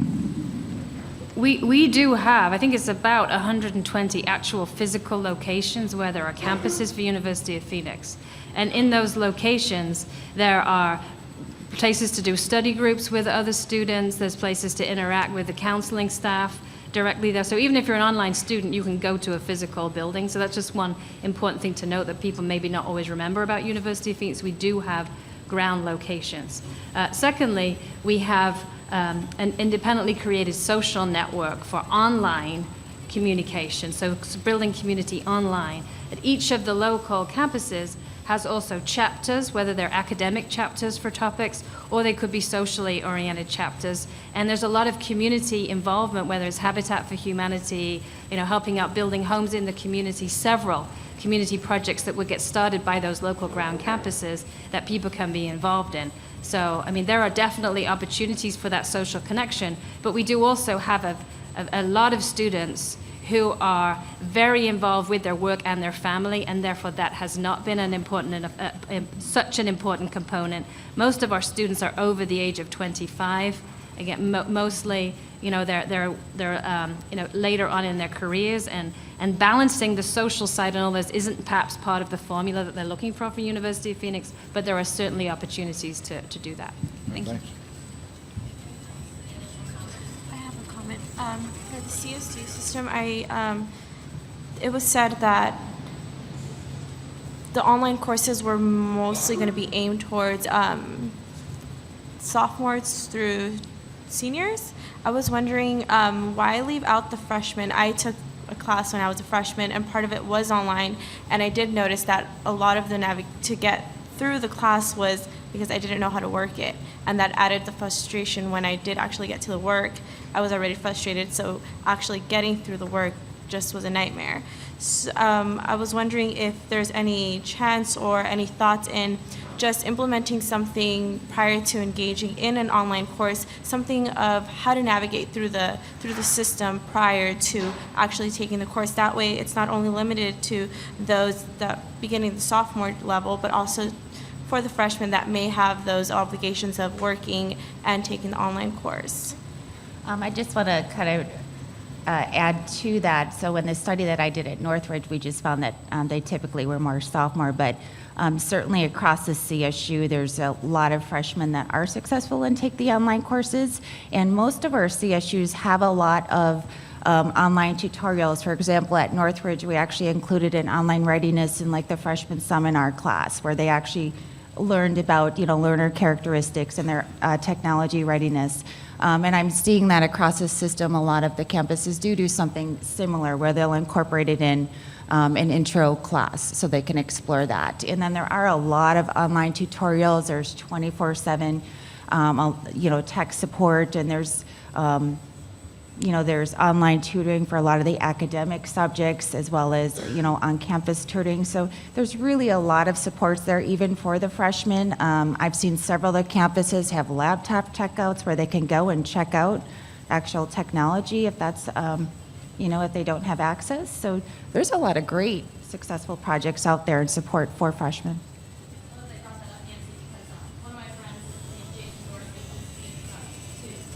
Millennial expert. Yeah, my mic's not on. And he says, you know, a lot of people assume, there we go, that millennials are tech savvy, but he said really they're tech dependent, and those are two very different things. So I'd love to hear from you guys, sort of how tech savvy were you before taking an online class, and what helped or didn't help you as you tried to navigate just the online platform and getting started?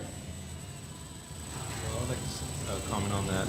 When I first started at the University of Phoenix, I had about 8 years of IT experience under my belt, so that definitely, I think, played a role in my success. Online videos that, you know, wouldn't play, I knew that I had to, you know, update my Adobe, you know, Flash Player, or, you know, technical things like that. I was able to do very quickly.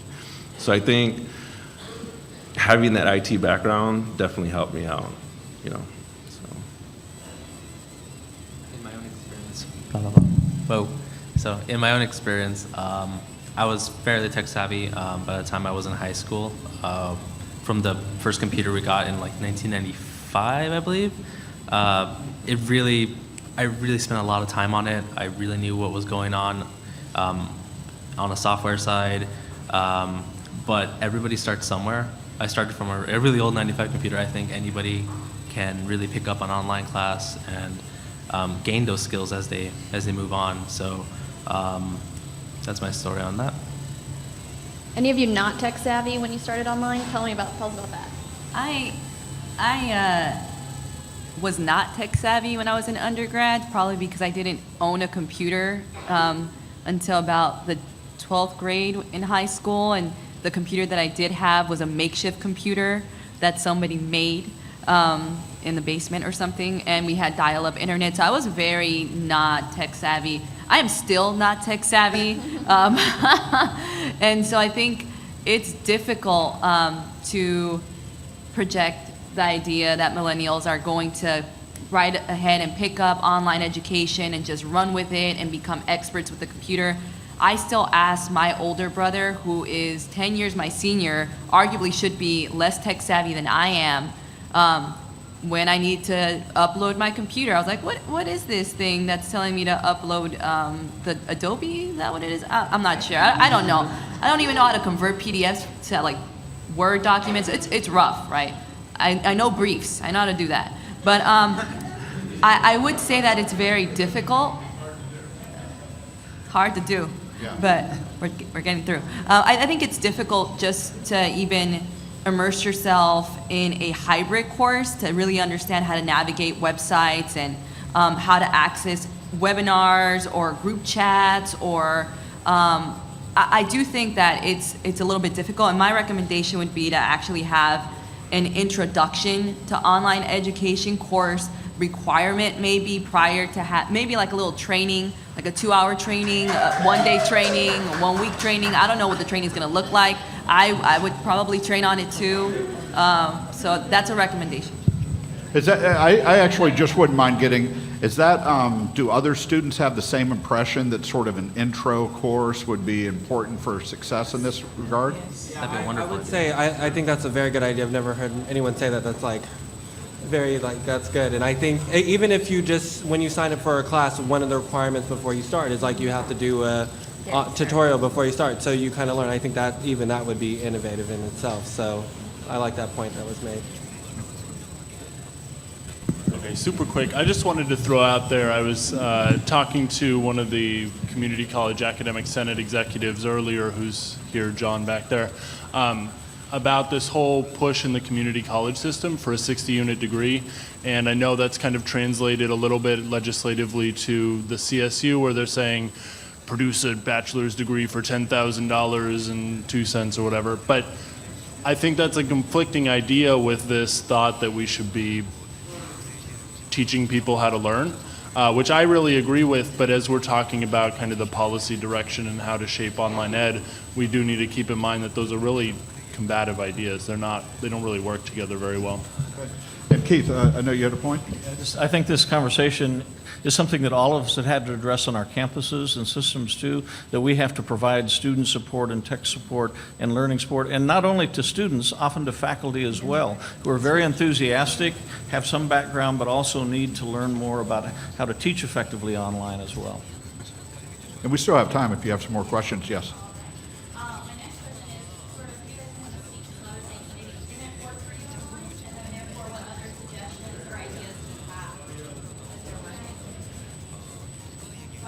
For me, the only thing that didn't work for me when I took my online courses was when it came to like group assignments. We had to meet with a group of students that you probably never ever met before.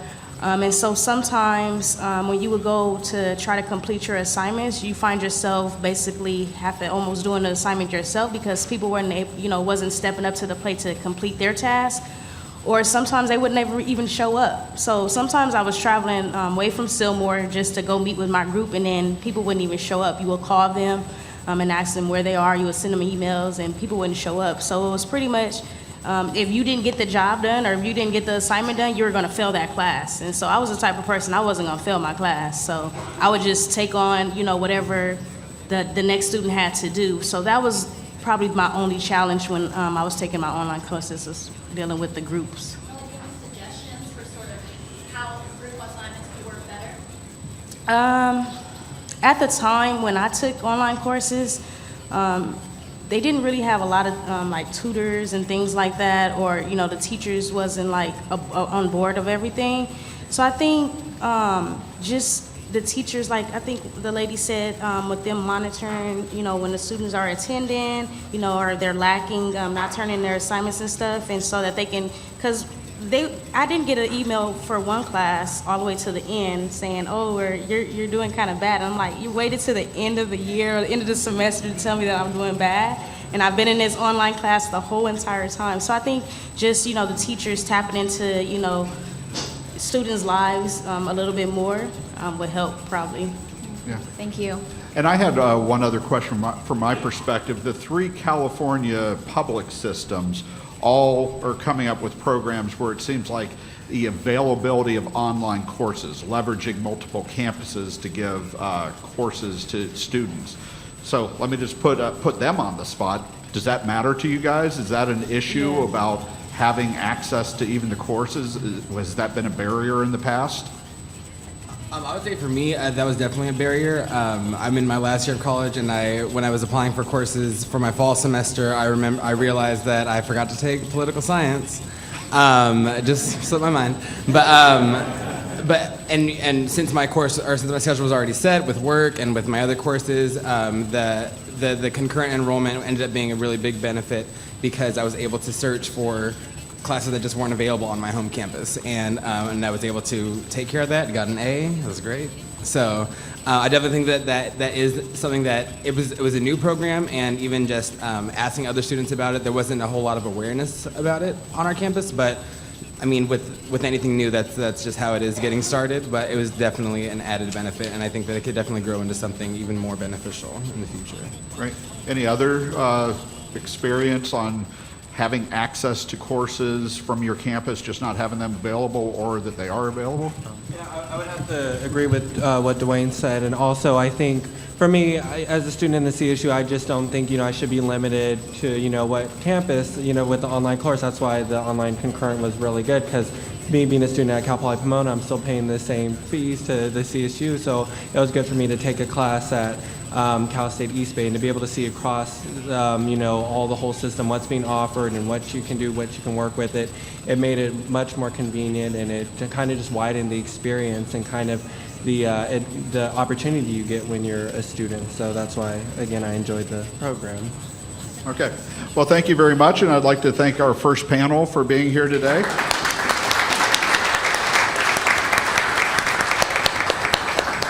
Okay, the next panel we're going to be bringing up is going to focus on some of the conversation we had about academic and support services. And so basically, how can online offerings support the needs of a diverse student population? So I'm going to be bringing up Cynthia Mosqueda, hopefully I'm pronouncing that correctly, who's the first-year experience program at El Camino College. Bringing up Elaine Collins, who's the TUES, I'm not sure what that stands for, Central Resource Program at San Jose State University. And where I know her from is doing a lot of the research on the San Jose State pilot program and looking at student experience. And then also bringing up Patricia James Hans from the just retired Dean of Distance Education at Mount San Jacinto College. So I'd like to bring them up, and really the topic we're going to be trying to get them to address is basically give an overview of any kind of pilot or program you're working on. In particular, think about who are the target student demographics and what helped make them successful. And getting more into the subject we brought up, what have you found out about the technology literacy of students? And I like the way that this was brought up about tech dependent versus tech savvy. So I'd like them to share their experiences there, and then get into saying what types of support do you actually think are needed to help students be successful in these courses, and any other kinds of outcomes that you can provide. So we're now that's what this panel is gonna do. We're gonna do the same format of having them present roughly 5 minutes, and then open it up and get student commentary and questions on it. So with that in mind, do we have, let's see, where's Elaine? Oh, there you are. Okay. So we're going to start out with Cynthia. If you could start out and describe your experiences. Okay, well, first of all, I just want to start off by saying bravo to Cynthia, the other Cynthia Flores, for her honesty. I really appreciate that. Second of all, I don't know where Dean is in the room, but I think all conferences should be held like this, where practitioners and educators and researchers are on one side and students are over there validating what we say and correcting us if we're not telling the truth. So I just love this format. I run the Freshman Experience Program at El Camino College. I was just told yesterday at our Flex Development Day that I'm going to be celebrating my 15th anniversary there, which I cannot believe. But I've been running our Freshman Experience Program there, and we serve about 700 new college freshmen every year that are coming directly from high school. El Camino is a very diverse campus. across all areas of ethnicity, economic lines. And a couple of lessons I think that I've learned over the years in running the Freshman Experience program is I think the biggest barrier is definitely, I can see the differences among economic lines for our students who come in. I see, students who come in, and that's why I loved your honesty about not being able to use PDF. I have students who come in who are really tech savvy. They have great computer skills, and they do very well in a lot of the classes, especially online education. But I've also found that a lot of those students have had a previous experience coming from the K-12 schools and feeder districts that are coming into El Camino College. I think that one of the things we can do if we want to try to improve the amount of students that participate online is to really expose more students in K-12 when they feed in to the community college sector. I also think that a couple of things that I have seen with my students is that I really see a difference in terms of my students who are scoring at basic skills and developmental. There are a lot of my students who are scoring at basic skills developmental and who are first generation students don't always have the access to computers in their home. If you were to walk on our campus right now at El Camino College, we have about maybe 5 to 6 computer labs, and every one of those computer labs is always full to capacity. And a lot of those students, especially where I'm at, I have my own center, I have computers in my center, they're always full, and I always talk to my students, do you not have a computer at home? And many of my students say, I don't have access to technology at my house. The only time I can use a computer is here. And a lot of times I'll have students who come to me and tell me that they enrolled in a course that's not necessarily a distance education course, but that there is a component of that course that's online that they didn't know about. And they come running to me and say, can I drop this course? Because there's no way I'm going to be able to keep up with the assignments because 50% of it is online. And so I think that that's something else that I don't think we've heard here today. We offer a lot of different services for students who take courses online. I mean, we have online orientation, which I actually helped design when I was hired in 2000 for students who were taking courses. We have online counseling, and we do even have a course on how to take a class online. Because I think that this expectation that somehow I have a lot of students who come to me who are trying to get these courses done, and they enroll in online courses, and they don't know the amount of time and commitment that they need to put in to do well and to be successful. So somebody, I think in the last panel, I think it was the representative from University of Phoenix, talked about that somebody talked about the maturity level. And there is definitely a maturity level that you need to do well on these online classes. But in terms of our program and the type of support, I think that we're doing a better job, but I definitely think that community colleges need to be a little bit more responsive and really assess the level of computer proficiency that the student has, as well as how do they go about researching different types of information. We offer a library skills class. It's a 1-unit class at El Camino that really teaches our students how to navigate databases, how to look up information that students find very helpful. So I think we're trying to do our part, but I definitely think that there's still a huge gap that's missing in terms of support services for students who want to take these type of classes online. So I'll stop there real quick and then you continue. Actually, one quick question I have on this is what is the mix of using this technology proficiency as let's provide the training, the introductory course so that everybody can be successful versus almost self-selection of saying, would you be a good match within an online course? So what is the mix that you look at of training versus determining whether they can succeed? Well, in our program, I run the freshman experience there, and we have about 700 new students that participate in there. And one of the things that we've done just within our program is we provide students with a self-assessment survey of, where they feel they're at in terms of, computer skills and literacy and the areas that they need to improve on. And for us, we've taken it upon ourselves to include that as part of our orientation and kind of mandate it for students that if they don't have any kind of computer skills coming in, that they enroll in a course, that they attend a workshop, that they do something to address that. Because the courses that they're going to be taking out at our campus at least, many of the courses, 70% of the courses, doesn't matter if you're actually enrolled in an online course, they are going to be utilizing technology. I mean, I'm just thinking, one of our professors is here today, Pete Marcoux, who will be on a panel in a minute. Our basic skills reading course has a lot of online lesson planning that goes on that students have to be able to access. And a lot of the students who are scoring in at basic skills who come to me and they say, this is going to be really difficult, I need help. So we have to address that. We can't ignore that. And I think that, this is great this is happening in my program, but that's just a small fraction of the student population. We have 26,000 plus students who are coming to the college, and I know that a lot of them experience the same types of problems and have the same similar issues. Okay. Well, thank you very much. And Elaine, if you can describe your program and research that you've done. Okay, so I'm Elaine Collins. I'm the Associate Dean of the College of Science at San Jose State University, and before that I was a professor of chemistry. And the Tuesday, TUES stands for Transforming Undergraduate Education in STEM.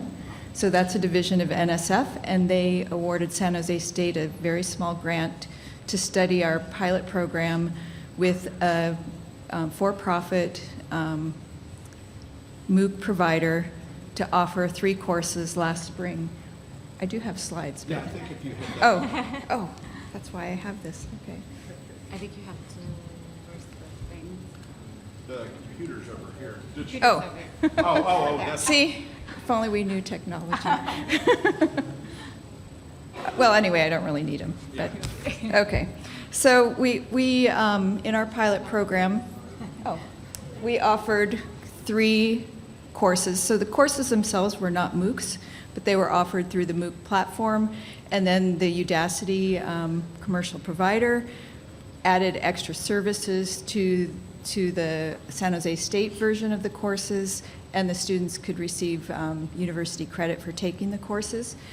The 3 courses were developmental math, which, as we all know, students coming to college needing remediation in math and English is a huge time sink and cost, and delays graduation and prevents graduation, so anything we can do to help that problem would be good. And the other 2 classes were entry-level, college-level math classes, college algebra, and statistics. The pilot was designed for 50 San Jose State matriculated students and 50 people from the community. Just as for the developmental math class, as the senator mentioned earlier, Cal State's been very hard hit by the budget problems in California, and in 2009, San Jose State was very impacted and didn't have funds to provide courses and had to limit the number of students we could accept. And so when students come to San Jose State needing remediation either in English or math, they have a year to complete that. Math 6L is a 1-semester remediation course in math. And starting in 2009, the students, that class was only offered in the fall. So any student that did not pass that class in the fall would then have to take that course at a community college or another Cal State before they could come back to San Jose State. So one of the courses we had in the pilot was a spring semester online version of that course. So the students that were in that class that were from the San Jose State students were students that had not passed that class the first semester they took it. So this was going to be their only opportunity to take it at San Jose State. And so the senator also mentioned some of the not so good statistics in the pass rates for the courses. There's various, partly most of the students from San Jose State, 46% were underrepresented minorities. It's a little hard to know the exact number for the non-San Jose State students because that was not something that they put down when they signed up for the classes. We found that out through our study, through surveys, and we didn't get 100% participation. One thing that we did that I'm mostly going to talk about is we partnered with a charter high school in the Bay Area that's mostly underrepresented minorities. Mostly the students at that school qualify for free lunch, so very economically disadvantaged also. And so we had 213 students that signed up for these 3 courses. 98 were San Jose State students, 115 were other students. 44 of those other students were from this high school. 8 of them took the developmental math class, 24 took the college algebra, 12 took the stat class. And did you, just checking, did you want the other slide up? Not yet. Oh, not yet, okay, I'm sorry. Yeah, thanks. So out of those 44 high school students, only 4 of the students actually got a C or better in any of the classes. And as the researcher, what we were studying was how aware the students were of what services were available on the site for help for them, what kind of tech savvy or tech experience did they have before they took the course, questions like that. We administered the first survey about 3 weeks into the semester, and we found out that very few of the students had ever taken an online class before. Most of the students were unaware of any of the extra services that were offered through the course. And the partner Udacity made a big effort to develop little videos to introduce some of the support services, and they had some mentors that gave 24/7, were available 24/7 for online help, and they actually made phone calls to all of the people in the course that did not, hadn't really progressed in the course. And most of the high school students, maybe they had a computer at home, but maybe it was a shared computer, so they didn't get very much time on it. Maybe they didn't have high-speed internet. At the school itself, they were only providing an hour a day where the students had access to computers and doing the class. So I'll go to the next slide. Yeah, can we go to the next slide? It might Yeah. help to manually advance it. So what the high school did during the course of the semester to adapt to this, and they've actually used the online version of several other Udacity courses in their high school. They opened their computer lab from 7 a.m. to 6 p.m. 6 days a week and had a facilitator in the computer lab. The facilitator spent a lot of time learning all the 3 courses and what things were available to the students, and worked with the students in small groups where they were all on the same page on the computer page going through the lessons, so that they could know that all the students actually knew how to use all of the tools. Some of the courses did not have a lot of pacing within specific timelines for things, so the courses that had more definite due dates for things, the students got through them better. One of the things the high school students tended to do was that they really liked the videos, and some of them would watch the videos like 25 times, and so then they didn't progress through the class. That was another thing, especially the high school students were not aware of the time commitment to take the class, the speed that you had to go, and the amount of material that you cover in a college level class. And so, but because these were initiated during the middle of the semester, or as the course went along, it wasn't enough for the students to meet the end point, which was the only thing we really measured, was did they get a C or better in the class. And so if we'd had more time and more money, it would have been good to see what they knew before they started and what they knew at the end, and it would be great to get more money to study how this model works better. Yeah, especially for that's high a note for the National Science Foundation, if they're listening, for the follow-up study that would, and I would point out, this is an area that I think is important, is we don't have enough research on what's actually working in online education. And I would definitely, anybody who hasn't read it yet, I highly recommend reading Elaine and her team's report. But as you point out, we need a lot more data, particularly before and after type of research. So thank you very much, and I'm sure we're going to hear more from you. And I'd like to turn it over to Pat. Hi. I first want to start by qualifying that I was a community college student as well, and I can relate to a lot of what you've gone through. My parents did not go to school. My mother told me when I was a junior in high school and I was trying to find a place to go to school that it was not college material. And that's pretty hard to hear, you know, and she was really just trying to protect me. And she didn't understand school. My dad didn't graduate from high school. So I came from that environment. And so what I did was I got married and had 2 kids. And then I was divorced. And so I had to do something. And I went to California. I went to the California Community Colleges at CCSF, took one class, passed it with an A, and I thought, boy, either I'm really smart or they're really dumb. But I owe my life to the California Community Colleges. I graduated from Kenyatta College. I went to UC, and I did my master's fully online. And by doing that, I doubled my pay within about 5 minutes after I completed the degree. And if it hadn't been online, I would not have been able to do it. But there's a huge difference between being a graduate student online and being a community college student online. And so, yeah, and thank you. So we have the same thing that Cynthia has going on at her school, and I think our community colleges do a good job of really providing those support services. We're learning about them all the time. We've just instituted SI, supplemental instruction, which really is great in our face-to-face and has done great things for those, into our online program, and we'll hopefully have information about that as we're piloting right now. Really excited about doing that. But we also really put energy into 2 other areas, and one of them is training our faculty.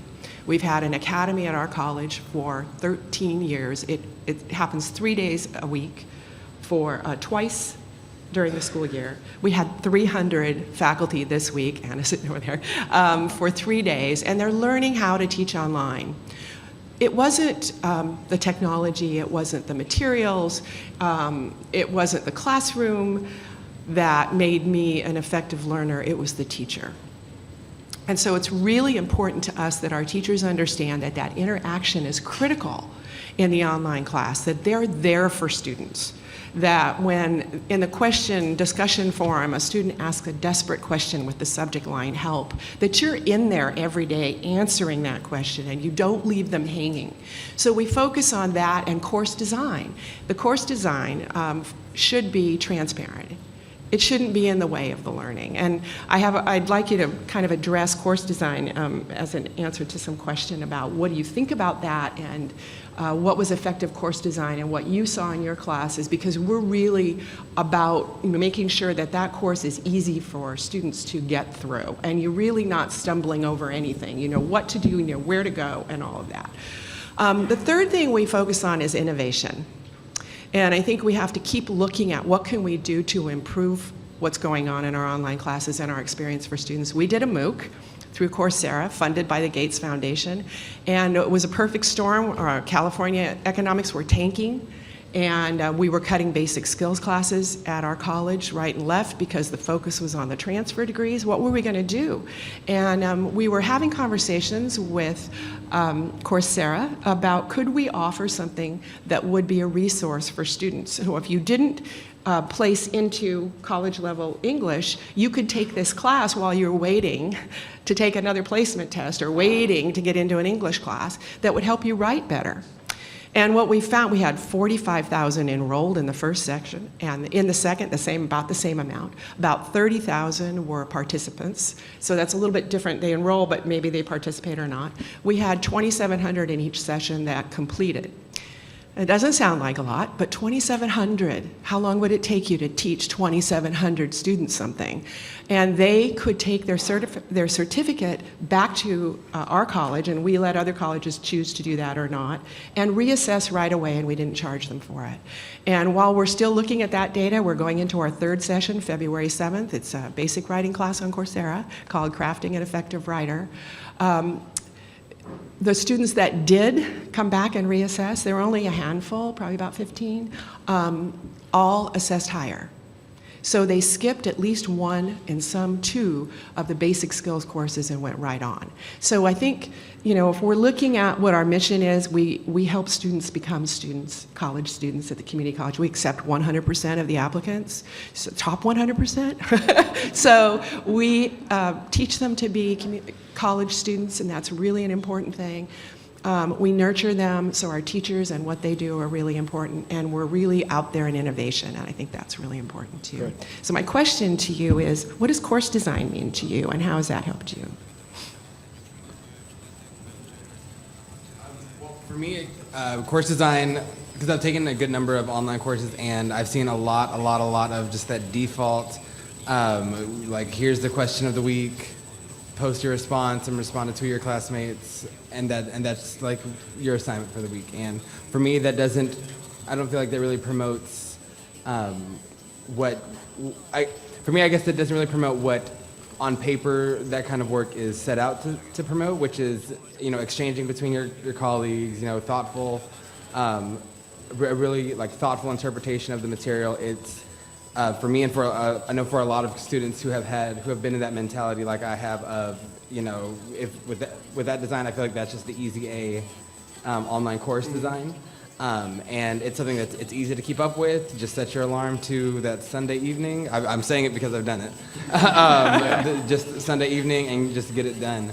But I have also had courses that really build in more interactive elements. I took an Afro-American Studies course last year that was really powerful. We would have a video to watch every week that was longer than just 7-8 minutes. But it was something that really put things into context for us and I feel like I did a lot to make up for not being in a classroom environment. And I think that's really important. And what you said about the instructor always having really that key role to what the student is going to learn and walk away from with that course, I think that is absolutely true. Just because it's online and you're not always face-to-face with the instructor doesn't mean that relationship isn't still important, and I mean, we're students, and we can tell when an instructor is just trying to coast through this course and do that bare minimum, and not really giving us that wholehearted learning experience. So I think I'm glad you brought up course design, because I think that's where the root of support for online courses and online education really starts. Is how is the course designed? Is it designed for students to be successful in it and to learn, which is what we're really here for. Yep. This session, as you guys know, is about academic support, which you guys brought up already a lot. And I think Rich, you brought up a really good point as we talk about affordability and access, and yet support, right? Support is not cheap. And I just read an article in The Atlantic talking about how Harvard students have almost 5 different mentors, from faculty, advisors, coaches, supporting them all through. And yet at some community colleges, it's as high as 1,500 students to 1 advisor. And so if the students at Harvard need that much support, how much more do the students who are struggling with a lot of other barriers that come just from low income and other things? So I'd love to hear from you guys, sort of, when did you feel really supported in your online classes? What worked? And when did you not feel that support was there? And in those situations, what suggestions can you give that could make that better as we move forward? Personally, I always felt very, very supported by the instructors for my online courses. And that really goes into the course design question, because it depends on who designs the course. A lot of times professors have a lot of authority on that.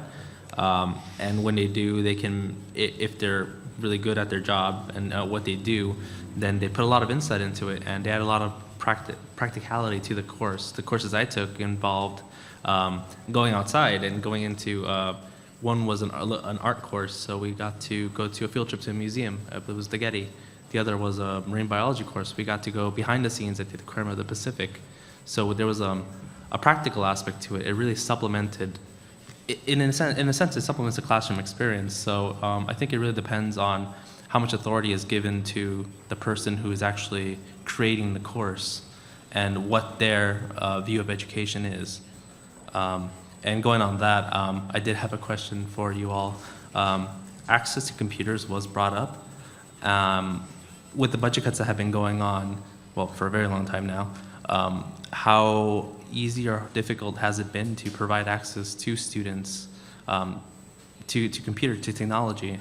I've read a lot of wealthy institutions, often give their students computers, but I've never been given a computer in my life, and that'd be great. But at the same time, there have also been other programs like free rental computers for students on campuses and whatnot. So I just wanted to get some insight on that. I think at El Camino, for the most part, it's still the access that students have to computers it's pretty much limited to computer labs throughout the campus, whether that's in the math building, humanities, or centers such as the one that I oversee, Freshman Experience Program. There are some classrooms on campus. For example, we run an accelerated math program. And the professors who teach in that program got together. They wrote a grant, and it was funded, I think it might have been through a Title V initiative. And so they now have iPads that the students can use, specifically, obviously, to do the math work, but they can certainly use it for other purposes as well. And we're hoping that that will kind of start to spread into other areas. We also run an accelerated reading and writing program, and that's kind of what we're hoping to eventually do. But for the most part, I think we are pretty much limited to computer labs and to classrooms that are either have computer labs inside and as part of the instruction is integrated, or the iPads that I talked about. Rich, can you tell us about some of the things maybe you felt unsupported or supported in your online experiences? I know you had some trouble. Was support part of that? And Absolutely. So in my, let's see, my humanities class, this most recent one, I probably remember the most about that one. It was done, I don't even think that we used a kind of like Blackboard or any of those Moodle, those kind of housing, I don't know, course management tools. We used a blog, and now I just totally, like the most popular blog website, and I totally forgot what it's called. WordPress, oh my God, okay. We used WordPress, and all of your assignments you posted on your blog, be creative, do that stuff. And I think that one of the most challenging things for me in that class was engaging the medium with which I was supposed to connect with the class. WordPress to me felt like a very clunky way to publish my material for a lot of people to see that I didn't really feel comfortable with. And it's not a very personal thing, and so I was taking a social studies class, which I probably should have thought, oh, well, I might want to actually talk to people during my social studies class. And I didn't really get that aspect of the class, and so I felt like that environment didn't support me in the way that I should have connected with the class. And we talked a little bit before about what classes are most appropriate to take online or most effectively translated online. And to me, not having the class around me was kind of an unsupportive thing. If you don't mind me jumping in real quick and putting you on the spot, Melody, you told us some interesting stories last night about how when you were this was early days, almost a decade ago, taking some online classes, and you had very difficult logistical options for support, and then you told us how it affected your grade. Can you relate that? Well, at the time, it was really good because University of Phoenix, it was flexible, but it was actually a challenge because I was able to take online classes, a ground class, but I also had to take another class at a JC college because they didn't offer the online class online. So it was very limited classes that they had, so I had to double up on my classes. That was a good thing because I was able to graduate early, but the only bad thing was the fines was like double. So everything costs more, the books cost more, and at the end, I went all the way through school, probably the last semester. That's when the financial aid lady called me in and said, the counselor called me in saying, oh, you didn't take a class. And I'm like, oh my God, I have to go back. And that's what made me actually start doubling up on my classes, was because they didn't let me know until close to the end that I still need this one class. And I'm thinking, oh, why wasn't they monitoring, all my classes? Because I had went to so many different schools, but they didn't obtain all my transcripts. So I had to double up on some of my classes, which was a good thing. But you had mentioned the Saturday support aspect. Oh. That's what I wanted to pull out. Oh, yeah. So I took a class. I didn't know at the time. I thought when I took an online class that I can pretty much meet any time. But this one particular class, they had a time frame that we had to go meet either with the students or with the teachers. And it was on a Saturday. So I would have to commute maybe 30, 40 minutes, back and forth on that Saturday just to meet with the class sometimes. So sometimes that was a challenge because either I had to work or I had my siblings with me. So sometimes that wasn't a convenience. Yeah, go. I have a question, and this is something that I've been thinking about for some time, especially as the conversations about online education kind of arise at the University of California. And I want to know, we talked a little bit about support for underrepresented, non-traditional students and what that could potentially look like, but I know that there's, at least for me, a question about maybe one or two or three, all three of you can talk a little bit about the support that's provided for differently abled students that want to access online courses, because I feel like that's something that's not often talked about amongst a circle of people are like, oh, it's a desirable alternative for those that choose to opt into the program, but what happens to those students that are differently abled that try to access online courses that may be visually impaired or hearing impaired or whatever it may be? I think I can speak to that a little bit. One of the things that's really kind of lovely about the community colleges, and you guys are going to go, oh, really, is our Title V regulations.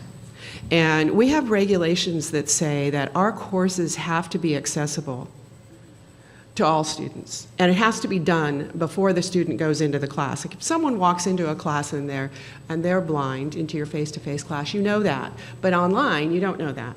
So in a face-to-face class, we'll accommodate that student when they come in. But in an online class, we have to accommodate that student before we even know they're there, because they don't have to declare we may not know they're there and we can't see them. So we work really hard towards making sure that all of the materials in our courses are accessible. It's a hard job. It's a hard thing to do. But we have some really good systems in place. We have the High Tech Center, which is located at the Foothill De Anza District. And Jamie, you should talk to Jamie back there sometime today because he's very involved in that. And we work really hard on campus as well. We have centers where students can go, and they can also call in and get help. So they don't have to come in to get that kind of help. They can call in, or they can email, or they can have someone contact for them, and we'll contact them to get them that kind of support. So we work really hard with our students that way in our system, and I don't know how CSU or UC has to deal with that, but that's what we do. Elaine? We have similar things in place at San Jose State. El Camino does a really good job as well. We have a special resource center where students can come and register and get access to all the services. Yeah. There's one other thing we have too, and I see people out here that I have to mention, is we have a grant from the Chancellor's Office. It's the DECT grant, and what it allows us to do is to get all our videos captioned. If they're going to be online, we can send them out and get them captioned. We don't have to pay for that. The state pays for that. So that's really important too. One thing I would just add, DECT, D-E-C-T. One thing I would just, as she asked the question, all of the answers came back a little bit about support centers, like come get support from us. But we also started out with course design.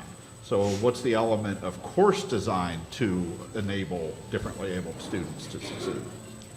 Well, that's kind of what I'm saying. When we're talking about the course design, we have to make sure that everything's accessible, but we're also looking at the design of the course so it's as simple as possible to get into and get started. And we talk to our teachers because we do a lot of training. We have the @ONE project that does training for faculty, and one of the things that we try to get them to do is to understand how a student comes to a class.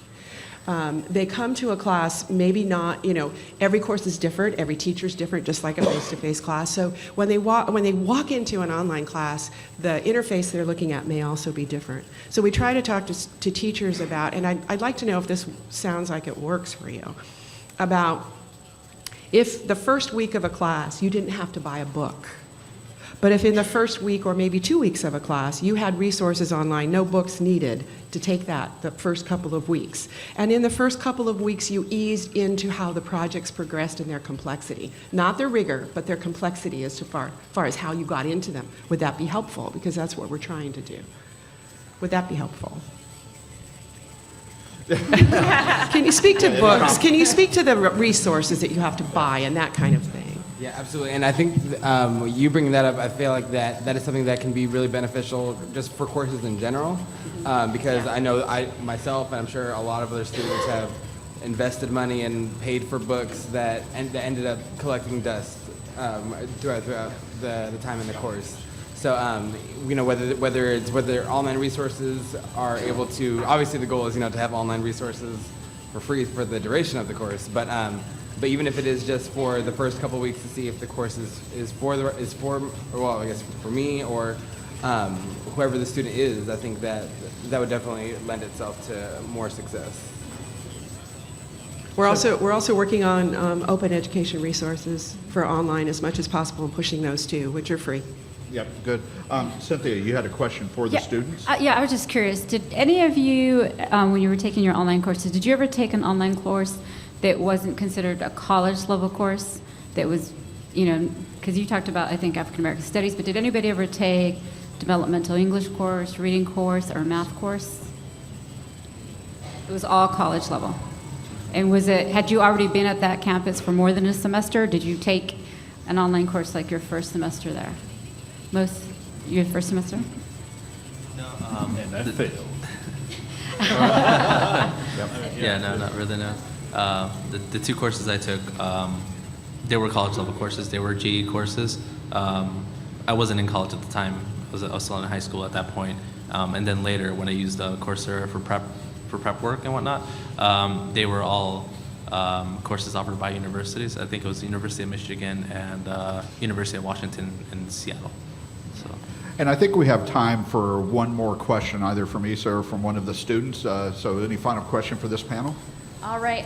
Well, I guess I'd love to hear from you guys any final suggestions. What can the people sitting here do to give you the support that you think you need when you're in an online class? Any ideas? Any suggestions? One suggestion that I have is with the course design, again, I think a lot of professors try to make them complex because they feel that students take online courses because students might think they're easier.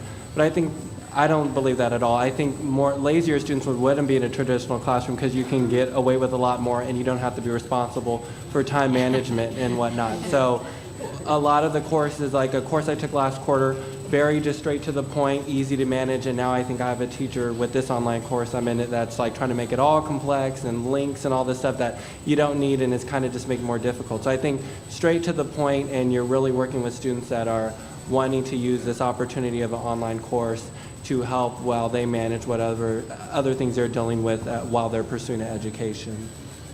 Okay. Yeah, Rich? I have a couple suggestions, and these may or may not be entirely geared towards community colleges, but that's kind of my perspective and background. The first one is time. I don't know that very many professors go into teaching online understanding how ridiculous much time it takes, and how available they'll have to be to their students. And completely separate from that, we talked a little bit about before the centralized hub for community college courses, online courses, and I think UC and CSU talked a little bit about that as well in their systems. Kind of an evolution of that for me, which I was trying to get our chancellor's office to work on, not happening right now because of money, but would be a commonly accessible class management program, because every time you go into a new community college online course, you're learning a new thing. And a whole new program to manage and go through. And I mean, I've used Blackboard, Moodle, Turnitin.com, WordPress, I don't even know. And you spend half of the time learning how to use that program rather than learning the actual material, and it would help immensely if we just learned one and were able to use it. Yep. Rich, I'd like to introduce you to Joe Moreau right here. You can talk to him about what their efforts are and what they should be doing. So, sorry for setting that up. But actually, we'd like to take a break now. Appreciate all the time that's been spent from our panelists, but also from the student panel. We're going to take a break, so we're going to get back together about 12:15. During the next 15 minutes or so, invite you to have any coffee, snacks, and networking. But I'd also like to encourage you, if you want to come over and look at what Dana's been doing with the storyboard, and we have Post-it notes. So if there are particular themes she's capturing that resonate from you, this is a chance where you can go put some notes up there as well. So about a 15-minute break, snacks, storyboard, and we'll get back together. So thank you very much.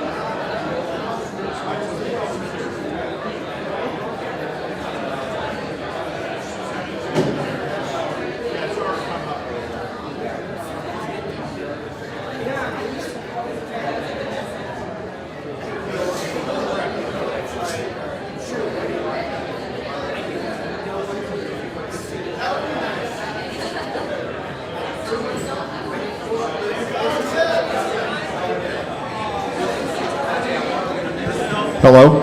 If you're on the next panel, either the student panelist or the faculty panel, please come on up so we can get started. And other people start meandering back to your chairs. Oh, hi, Sam. Hey, great to see you. Yes. So they're going to be loaded up.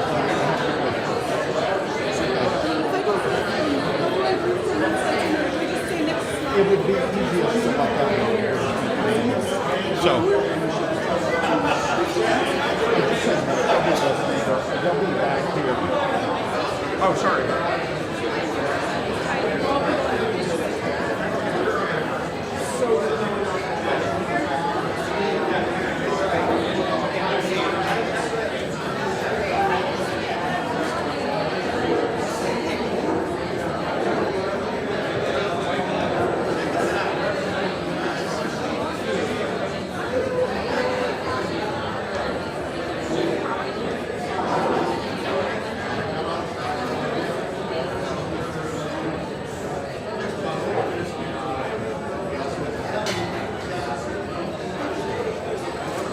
If we can please start taking our seats, students.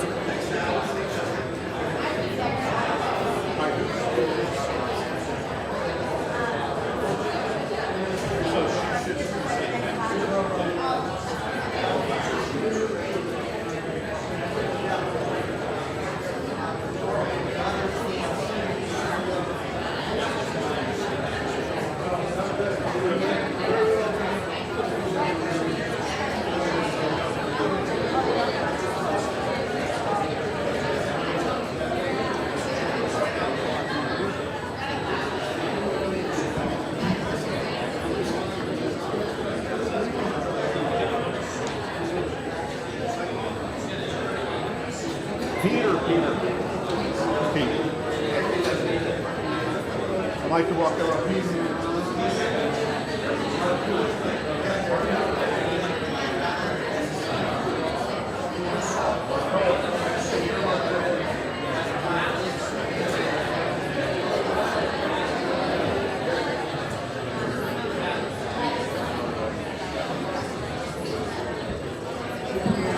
Okay, Myra is getting upset, people. Need to come back to your seats.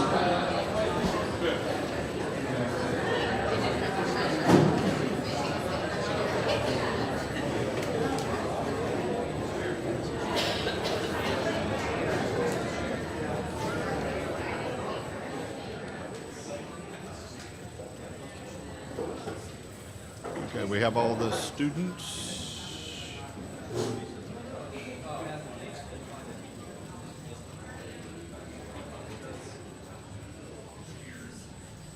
Okay, for the next panel, what we're going to be doing now is we're bringing up some faculty who have all taught online courses, I believe. So it's more from the faculty perspective. And part of what we're asking them to address and get into the conversation is basically describe your experience teaching online courses, including which model you use, fully online or hybrid, or, what a little bit more description of what online courses you've taught or hybrid. And part of the topic in the last panel was getting at the fact that teaching online is not the same thing as teaching face-to-face. So what special considerations did you need to take into account as you were designing the course and teaching the course? Also, two other questions would be nice if we can address, sort of, what institutional support is needed for this type of mode? And then also, what have you learned by this? So I realize that's a handful. This one's going to be, a little bit tight on time, so we'll do our best to keep it to 5 minutes, but we're asking each of the faculty to address their experiences this way. We're going to have Suzanne Lohman, who's from the Department of Political Science at UCLA. And then we have Anna Sterling, who's adjunct faculty at Mount San Jacinto and the @ONE program coordinator. We have Peter Marcoux from the Marcoux from the English department at El Camino College. Wayne Smith, who's from the Department of Management at Cal State Northridge. And then we also have Meredith Curley, who's the Executive Dean at the College of Education with the University of Phoenix. So with that, I'd like to present the faculty panelist and get into our next discussion. So Suzanne? Yeah, if you'd like to, that'd be great. Okay, so my name is Susanna Lohman, and I'm in the Political Science Department at UCLA. I developed a fully online course with 150 students.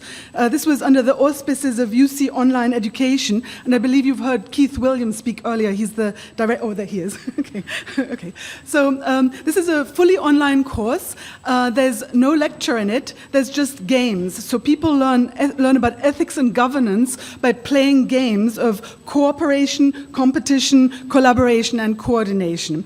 And the way it works is that they each choose a pen name, because some of the ethical games they play, they might behave in ways that are greedy or wicked, and so you need to preserve some identity protection here. So each student plays under a pen name, and always in the first half of the week, they play a whole bunch of games, and then in the second half of the week, they go online, and now they see the data from the games they played. And so the educational effect is that first you're immersed in a game, and so you get kind of a frog's perspective, and then all of a sudden you get a bird's eye view of here's me and here's how everybody else is playing.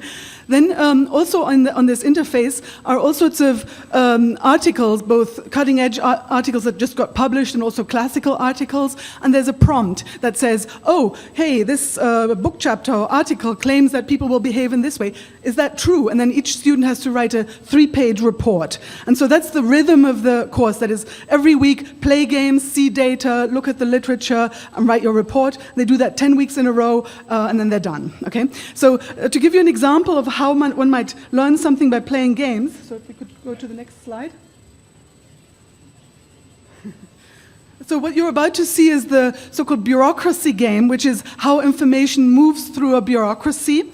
The one before, yeah. So here you see 3 bureaucracies. The bureaucracies basically have to figure out that there's an iceberg there, but any one student only gets one little piece of the photo, and then collectively they have to figure out that there's an iceberg, and if they figure it out, they get points, okay? And so it becomes a bureaucracy. If you think of, for example, the columns as being departments, and so the person who gets this one piece of the photo has to report to their supervisor, and then the supervisors have to report to the director of the bureaucracy. And then you can afterwards examine the communication patterns and so forth to see why the bureaucracy is working, or most of the times they don't work, actually. Next slide, please. Then students who take this online course can subsequently take a small enrollment game design course with me, where they learn about some of the complexities of designing a game like this. So here you have, for example, 2 pictures. One of them, the one on the right, does not work for the bureaucracy game. It turns out that the way it's constructed is, if you take any kind of piece of this, you cannot even remotely guess that it's a Dalmatian. You have to see the whole to know that it's a Dalmatian. Whereas the other game, the other picture is too easy, because some of the people who see a certain piece can basically guess it's a Dalmatian without communicating with the other students, right? Next slide, please. So this is an example, for example, of a picture that works very well in the bureaucracy game. So you have just the right kind of distributed information that it then gets aggregated through the bureaucracy. Next slide, please. Okay, so why am I doing all of this? Well, I've taught ethics and governance at UCLA for about 20 years, and in ethics, the gold standard is the so-called Socratic dialogue, where the professor and the students all talk to each other, and Socratic dialogue works extremely well in batches of about 25 students. But over the years at UCLA, my classes got ever larger, and with 75 students, you're basically talking to the people in the front row, and there's nothing else going on in the class. So already in the classroom, I introduced games to supplement the Socratic dialogue, and so that you get this effect of people playing, immersed, and then all of a sudden getting an aggregate view. And then it turns out that these games actually work better online than in the classroom. And so there's both an issue of speeding up and scaling up the learning. Okay, that's it.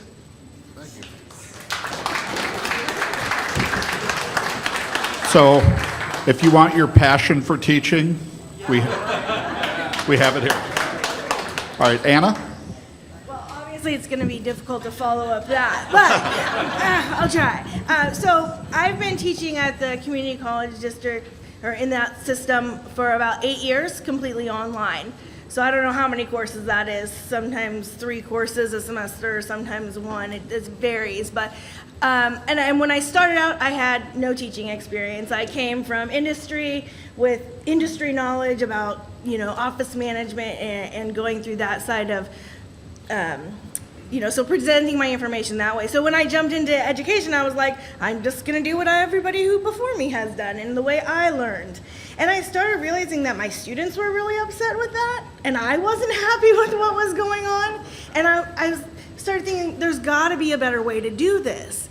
And at the same time that I began teaching, and I didn't have a bachelor's degree. So I was going back to school to get my bachelor's degree and teaching at community college basic, under like non-transferable courses in business, computer application stuff, and going to school at the same time. And I started realizing I'm a student. I have a unique perspective to bring to my online courses. How do I do that? And I started thinking about all the things that made sense to me and what I didn't like and what I did like, and how do I bring those into my course? And that really changed the way that I designed my online courses. So one thing that I do with my students now is that I have every single one of my courses starts out with 1 week as a course-specific online orientation. Teaches them how to navigate the environment, tells them what's expected in the course, not only from them, but what they can expect from me. How they're going to be doing assignments, what the rhythm of the course is, all of that information is the first week, before they ever even get to the content of the course curriculum. If they can't get through that first week, they don't proceed on to the rest of the course because they will not be successful. And that's what they're told up front, is the reason you're doing this is to help you succeed at this course. If you can't meet these requirements, then it's going to be more difficult for you to succeed, and I'm not going to set you up to fail. So that's what I wanted from my courses going forward. All of this led me to then my passion is, being instructional designer. And that's the support I think that our online courses really need, is instructional design, which then led me to @ONE, which is a grant that's funded by the Chancellor's Office that provides technology training to faculty and staff at all of the community colleges. And we have an online teaching certification program that really focuses on making sure that faculty and staff have those knowledge, skills, and abilities to understand how to design a course for success for students in the online environment and not just set them up for failure. Thank you very much, Anna. And Pete? I taught my first online class solely online in 1999. I was given a username and password to Hypernews from Northridge and to Quizmaker, and I was given a web page. I had taught the class twice before. I was new to teaching, given no support, no technical training. I was just told to start teaching this class. We needed an online presence. I was a part-time instructor. Obviously, it failed miserably, so I apologize to your brethren and sisters. We started with 35 and 1 passed, and I had to beg that person. And it turned into a hybrid. The student came in and we did more one-on-one work. Since then, I've been teaching online. I received a certificate in online instruction through Cal State East Bay. And I discovered that my true passion, the thing that fits my teaching style, is the hybrid model. In high school, I was luckily assigned a book called Megatrends by Nesbitt. And one trend stood out to me, and it's called high tech, high touch. And I think this building represents that. Is the more technology that we have, the more social interaction we thrive, we want. And we have, 4 floors here that demonstrates that. And so my classes now that I teach mainly remedial classes, and they are hybrid. We have more or less 5 levels of classes below transfer level English. They're split into reading and writing. 3 years ago, we started a pilot where we did an accelerated. We took the 2 reading classes below freshman comp and 2 writing classes, and we combined them, and then we linked them. This semester I'll be linking with myself, so I'm teaching the students 4 days a week, 8 to 12:30.